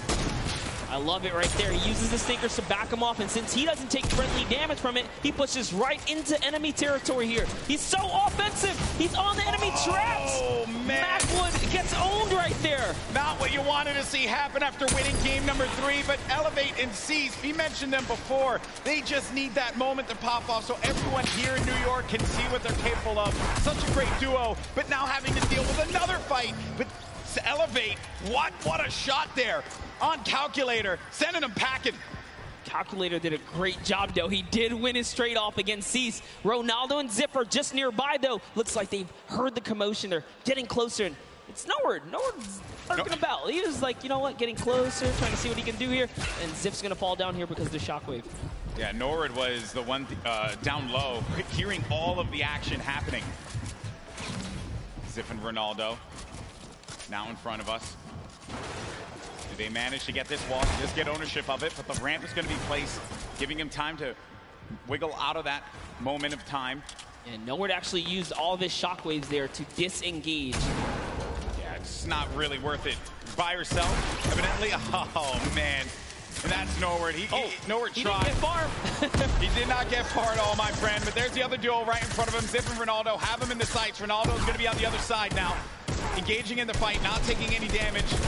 Such a good job, though. Good job by Zip here to come in and back up his teammate right now. He is trying desperately to get to his teammate here. This is great teamwork. Now they have the pinch lined up, and the trap is down. That's a siphon for Elevate right there. That siphon could be the difference maker for him. Zip doesn't have any shields. Needs to take a moment to just pop the minis. It's a little bit of a reset here. He's still in this too, so he didn't get knocked. He's not full eliminated yet. Which is rough. You don't convert the Elam, you don't get the point either here. As Elevate is doing a great job on defense, but the Campfire heals down players as well. This is actually really, really smart of them to sit on the Campfire right now and just wait and buy time. Always looking to set up the phase through right there, trying to get through the build. Some shockwave comes out, and Close but no cigar. Such an intense fight between these two. Oh no, someone thirsted. Snappy, he went for the shot from the distance. There you see him right there along with Red Rush. And then Zip down low on this island using not only the rocks, but also this metal that he had just built up for himself to get out of this. Zip is the target of the server at the moment, as everywhere he moves, he cannot seem to catch a break, but he is going to find a little bit of that high ground real estate right here and hopefully ease up the burden, but nope, has to change layers again. And now let's go ahead and take a look. Oh, and Zip is out of here. Funk, it's... I could have sworn I saw Funk there, but no, I think it was, that was Elevate. Apologies, that was Elevate that did get that. But the secure was there. Moving on now, taking a look at the other side of the map. We have Stompy and Shinken still in the game. Mongrel and Mitro, Benji and Savage, Aqua. All of these duos, very, very powerhouse duos here. Yep. Close by right now. 4 eliminations for Benji Fishy. 36 duos remaining. It's going to be a loot late circle. So some water. Players will just have to build over. Nothing that these guys can't handle. A lot of open air, though. Lots of open air. All right, Benji's at 4 eliminations here. He's been having a good game. They've been playing well. Been playing very good. 4 elims. Just the final moments, right? This early in the game to have 4 elims is actually huge, and I love what they're doing right now, just fishing for damage, because Storm Surge, you never want to be under the pressure of the Storm Surge. They know that with 50 players in the lobby, dependent on the zone, Storm Surge will activate, excuse me. So Force Sinkers is the perfect tool, perfect utility to have. Can take some damage down on any of these players getting comfortable inside of a box. Now looking at this, got Vinny down low in a campfire. Saw Aiden and Sean there too. Had a few good moments for Aiden and Sean. It hasn't really been their event so far. Dude. 6 elims. That's insane. Having 6 eliminations already. Take a look at this stat right here. Damage dealt, 842. The match average, every other player on average, 176. That's not even enough to take out a player with shield and health. So they're doing a lot of work on this lobby right now, and they are here to play. Looks like they're going to find themselves another spot. This is actually an interesting spot, but it's all good because they have launch pads. They can get up and over this cliff lip right here, and they're backside safe, so all they have to do is protect their forward angles. I understand we did get some moments of Mongrel earlier on as he's trying to see where players are going to start to make some moves. Let's go ahead and take a look at that. We'll come back and see where they are currently.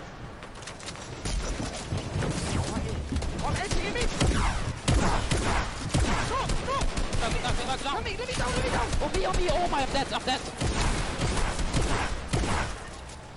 Nice! Nice! Oh my god, nice!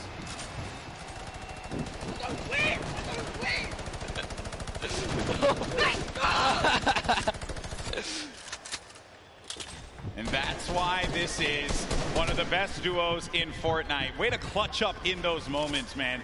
Yeah, the nerves, they have to be shaking there.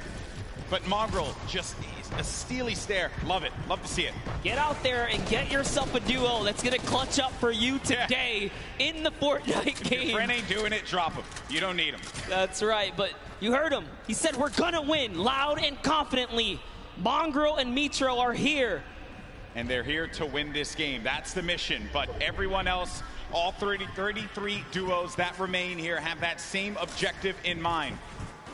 Luckily for them, I think that circle does work out for them just a tad. And there it is, Storm Surge. It's now live. And it's going to hurt some people. You either have to do damage or less than 50 players have to be in the lobby. So 6 individual players right Gustavo's now out. are under it. Yep, that's it. Gustavo gets owned right there. Is Wishy going to be able to do something about it? Storm Surge in effect. Dubs and Mega once again. They're in second place in the leaderboards. 3 games have worked out very, very well for them. And they can see that effect. You can see the storm surge around you. 51 players. Only one player needs to be eliminated, and that will be it. Says, you know what? We balling. They out. They're going. They're trying to get that zone plan for placement right now. And do you blame them? Why not? They're in the lead right now. All they have to do is consistently skate through. They've gotten through the hardest part, the beginning. They're warmed up. As Mega is trying to fish around here and get a good spot. Looks like they get themselves a little bit more real estate, but the pressure is in because the baller players come in. Right in front of them, too. More defense having to be played here. It's kind of shades of game 3 when they were in a similar spot, but this was from the high ground. This time, they'll be right in front of them. The action has cooled, though. They can take a moment to reset. Definitely did cost a fair amount of metal right there. Mega now on 300 metals, trying to inch his way to that fence nearby. Just doing a little bit of a material swap right there.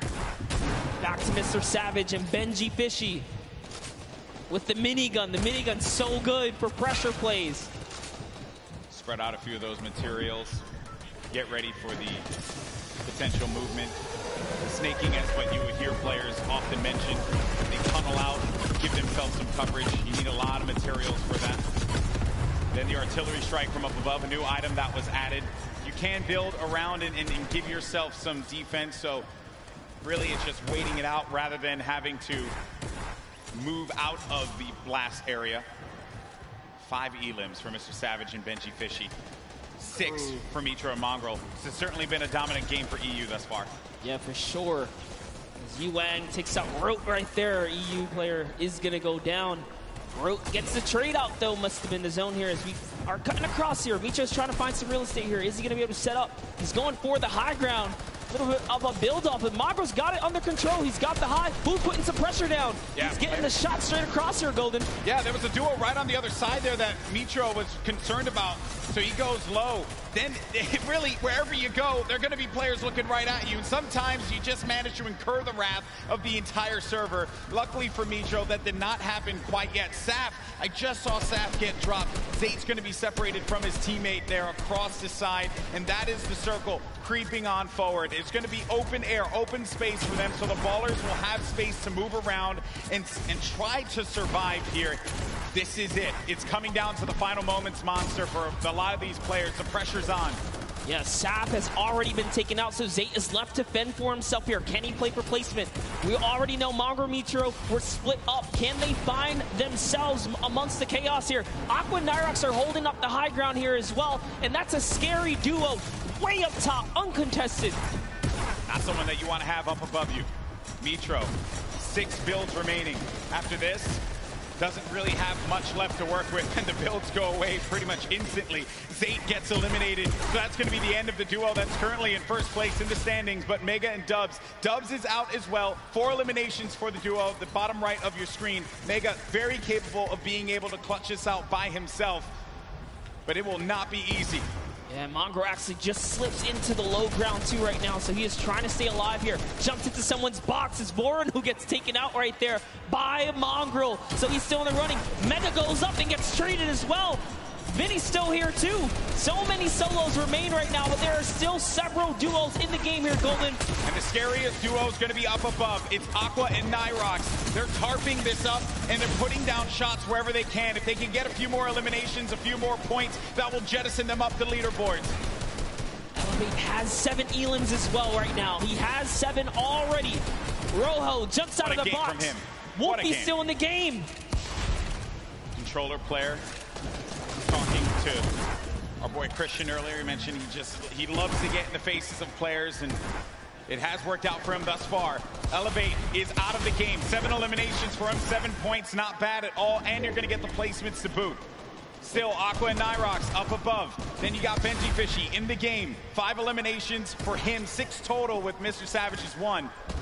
Oh, there's a player in front of him. He pops up in front of him. Oh, that's so scary there, but Benji Fishy is eliminated by Skype. Sky has been around the competitive scene for a long time, and for good reason right there. Nyrox now owning from the high ground, putting that pressure down. A shockwave was initiated right there, but it's not going to be enough. This is their map to control right here in the final moments. They're the only duo standing, Golden Boy. This is their game to win. The Cooler duo. Is this going to happen?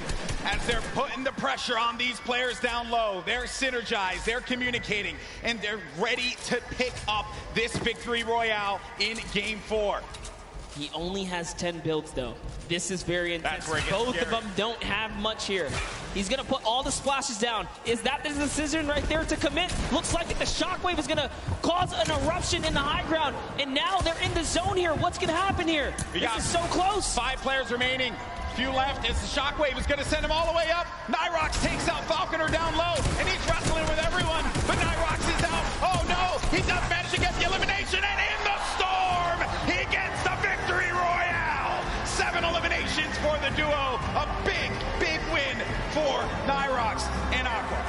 Huge shockwave play in the final moments right there. It's going to propel him to the high ground and allow him to work top down. But not only that, it chucked everyone into the zone for a couple of seconds right there. So it truly was the ultimate disruption right there.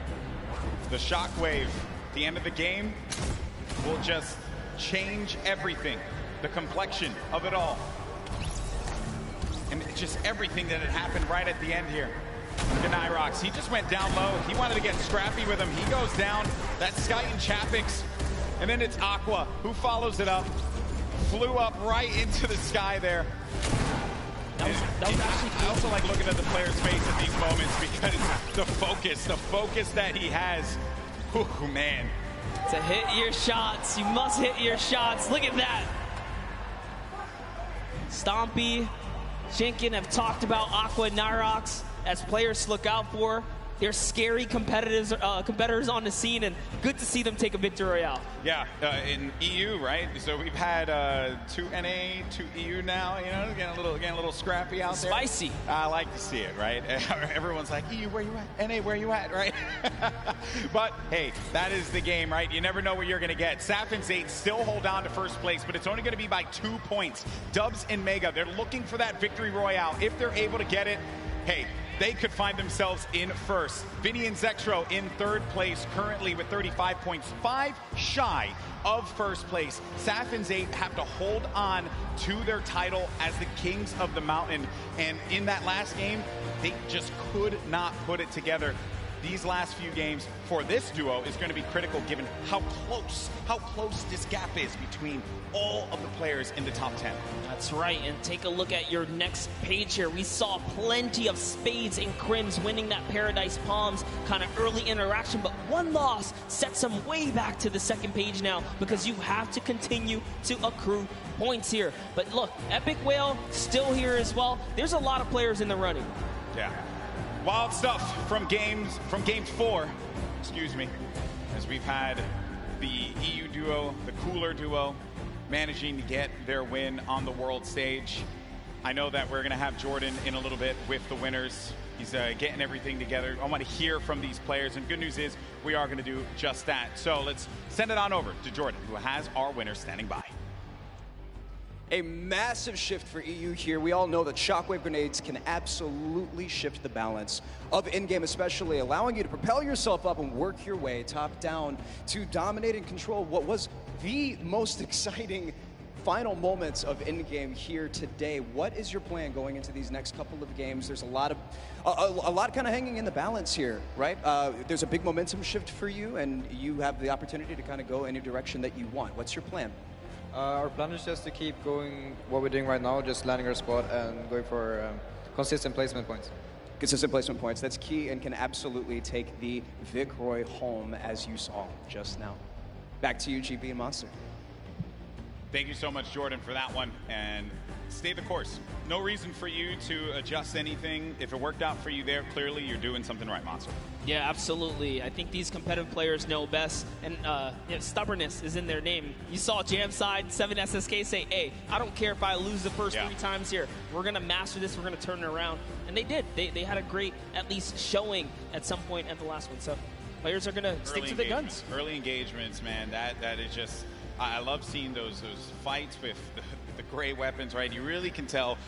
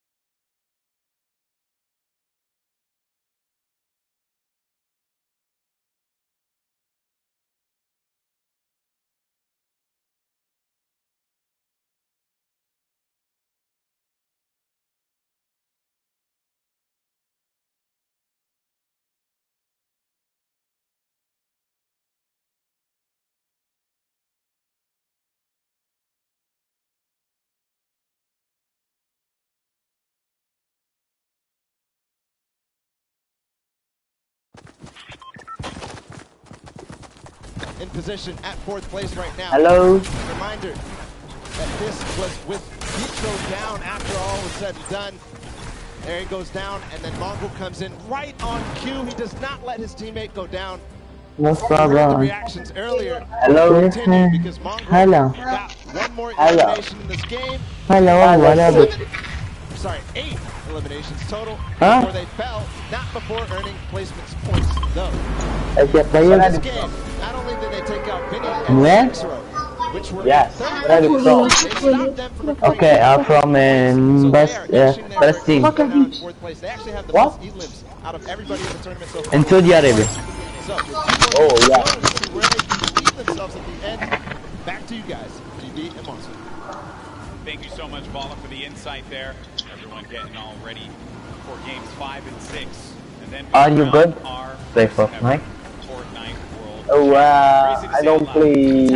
It's happening. It's happening. It's happening. One Right? week. Now, there have been a lot of duos that have been the talk of the town, but one duo in particular that have a lot of fans excited are Benji Fisher and Mr. Savage. And we did get an opportunity to catch up with them. And they're currently in 8th place. Can they climb up? At me. Let's go ahead and check it out. At me, please. I haven't done. Wait. One shot. Oh, no. Fuck you. No, bro, where are you? Wait. I haven't done. Yeah, go. I just think we're at another level.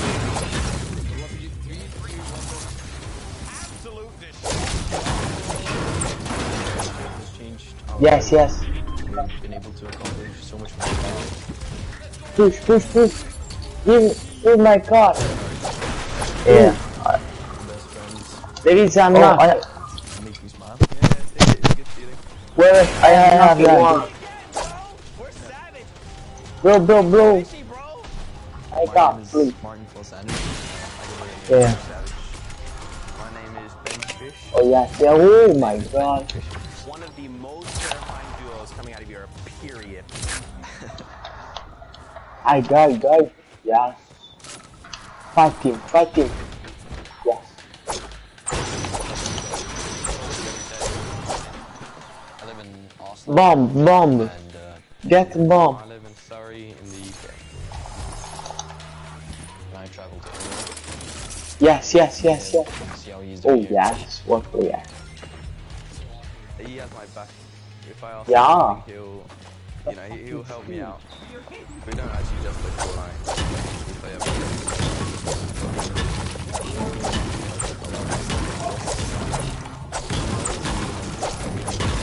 personality. Yeah, we're really good. What the fucking man? Please, my friend, rest me. I cannot.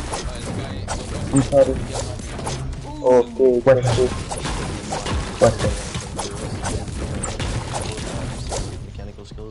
chemistry and communication. Everybody knew in the community that Savage was one of the best players in the world. I send you a He knows request. him really well, so he makes really good calls. Okay, okay. And he's just so insane at just eliminating people. Oh my god, enemy. He feels No, no, no, no, Aaron, Aaron. Oh my god. You fucking noob. Water would be harmless. Not this fishy. No, Not today. no. Fishy. No. People would definitely be scared if they see some fishes running around Happy Hamlet.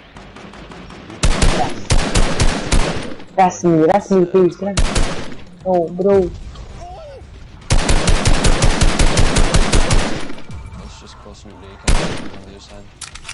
They're playing super well. Players, they continue to go down like flies. It's What the really fuck nice is to, that? you know, finally be able to Prove ourselves. Pump, bro, the pump. Show you how good we are. Yes. Oh yes, yes, that's me, please, bro. Yes. Oh my god. Look at that right there. Some fans of Mr. Savage. I'm not good. They were diabolical in the online qualifiers. No, yes. Fucking lucky. Oh my god. No. Let's be honest. Bro. Very well so far. Maybe not the performance they were looking for. I know they have everything it takes. They can muscle up. What is enemy? I don't have any. But we're gonna go to a quick break. Wait. 6, and then we crown our first ever Fortnite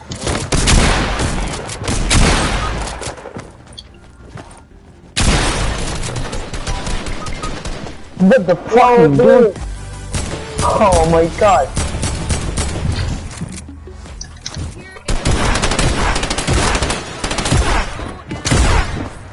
Hey, man. No! I don't fuck you up any farm. Yeah, I'm sorry. GG boy. GG. See you. Oh my god.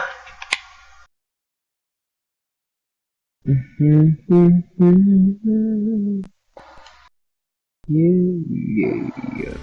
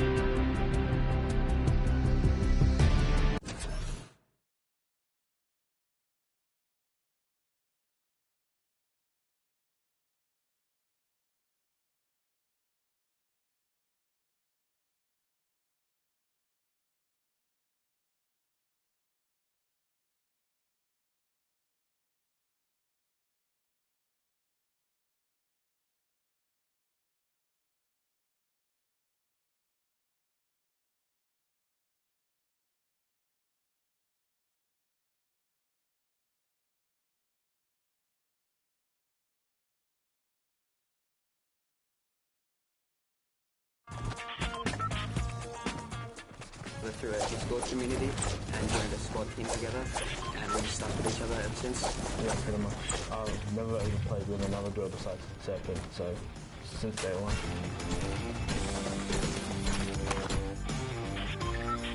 We both make calls. Yeah, we both have things we're a little bit better at, but try to take the roles like within me. I'm just really excited to play with everyone from other regions. Yeah, I would say from what we've seen, OCE is a lot more aggressive play style because we go for a lot higher point games, whereas NA and EU they have like more aggressive play style than us, I think. It's a dream come true, to be honest. It's all I've wanted to do is just play games and have a huge opportunity like this. Yeah, it's pretty much the same, but yeah, just crazy opportunity to be able to play against the best player around the world. بس ايوه يا عيال تكلموا عيال لا تستحوا والله في واحد طب معاك انا وين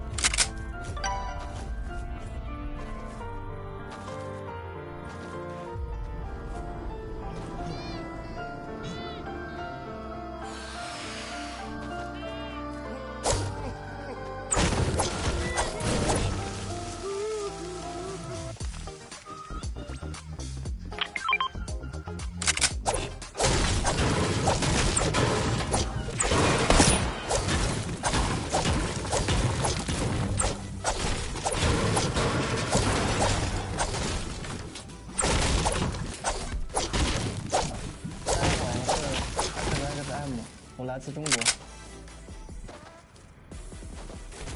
The rocket's gonna come up through. Are they all coming down? Moon PPO.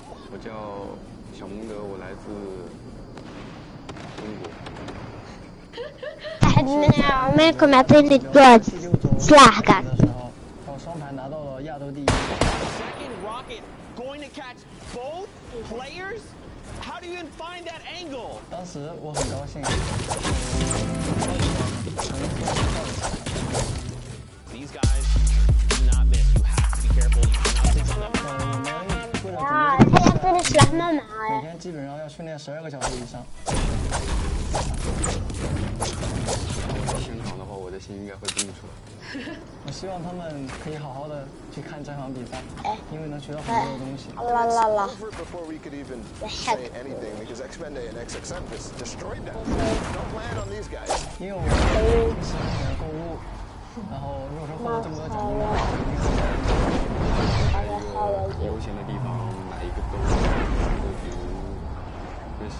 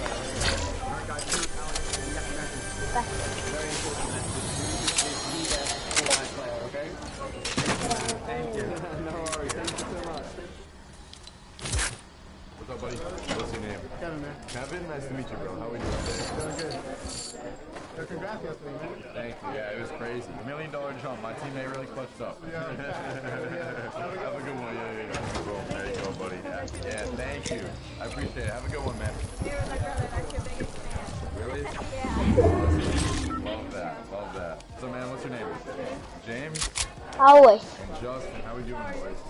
Right there. Good. Having fun at the event? Good, good. That's what I like to hear. Yeah, it was fun. It was fun.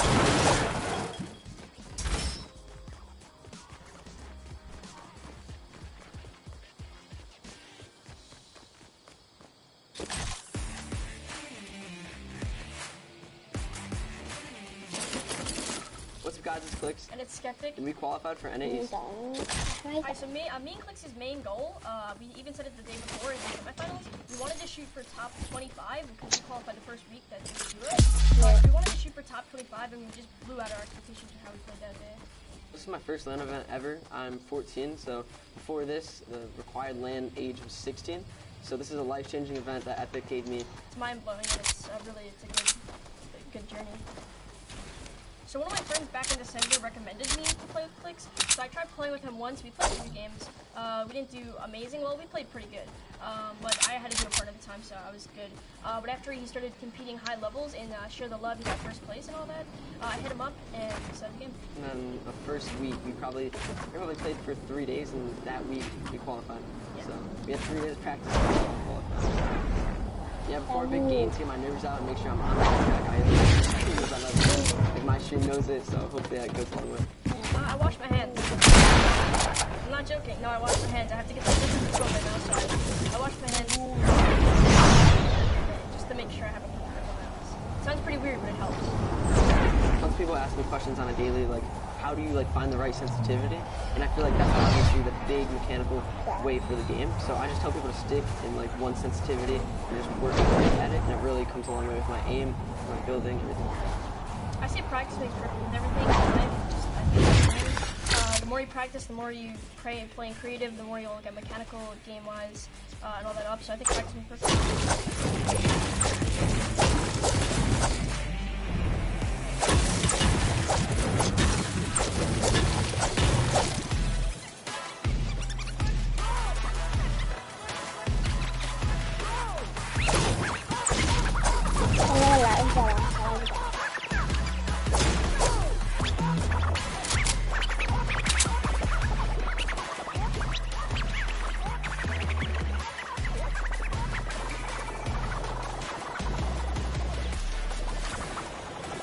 Ladies and gentlemen, welcome back. The World Cup Finals Duos competition. My name is Dr. Lupo, and I missed you dearly.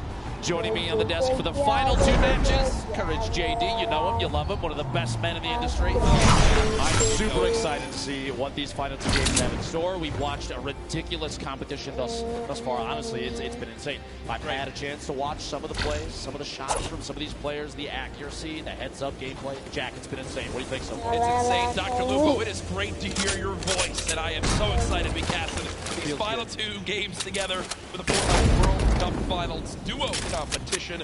We are 2 games away from crowning our first ever Fortnite World Champions, who will win a combined $3 million US. That is a lot of money if you don't know how much US dollars is worth, because this is the World Cup, as you know. Man, I'm so excited. It's insane. The $3 million for first place. It's not the only position on the leaderboard that takes home 7 figures. And to look at that leaderboard, we're going to throw the sun down just to see where everybody stands thus far. Yes.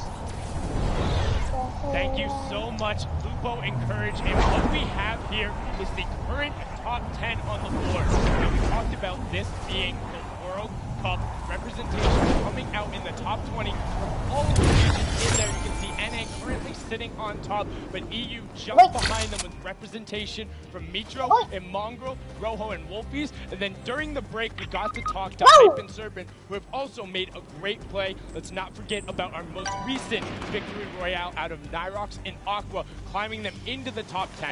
Now, what we want to take into account, 2 matches are left. The highest elim totals we've seen out of a pairing is 12. We've seen it twice.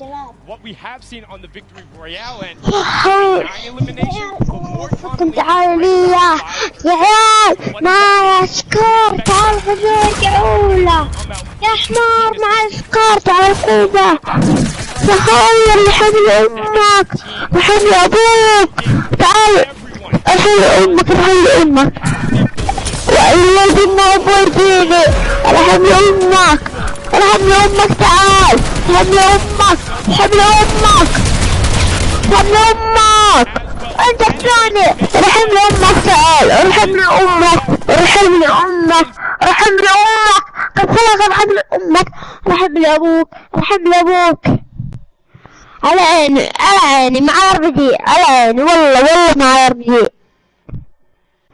تعال خذ RPG حقتي ارحم لي أمك تعال ساعدني ارحم لي أمك ارحم لي أمك ارحم لي أمك ارحم لي أمك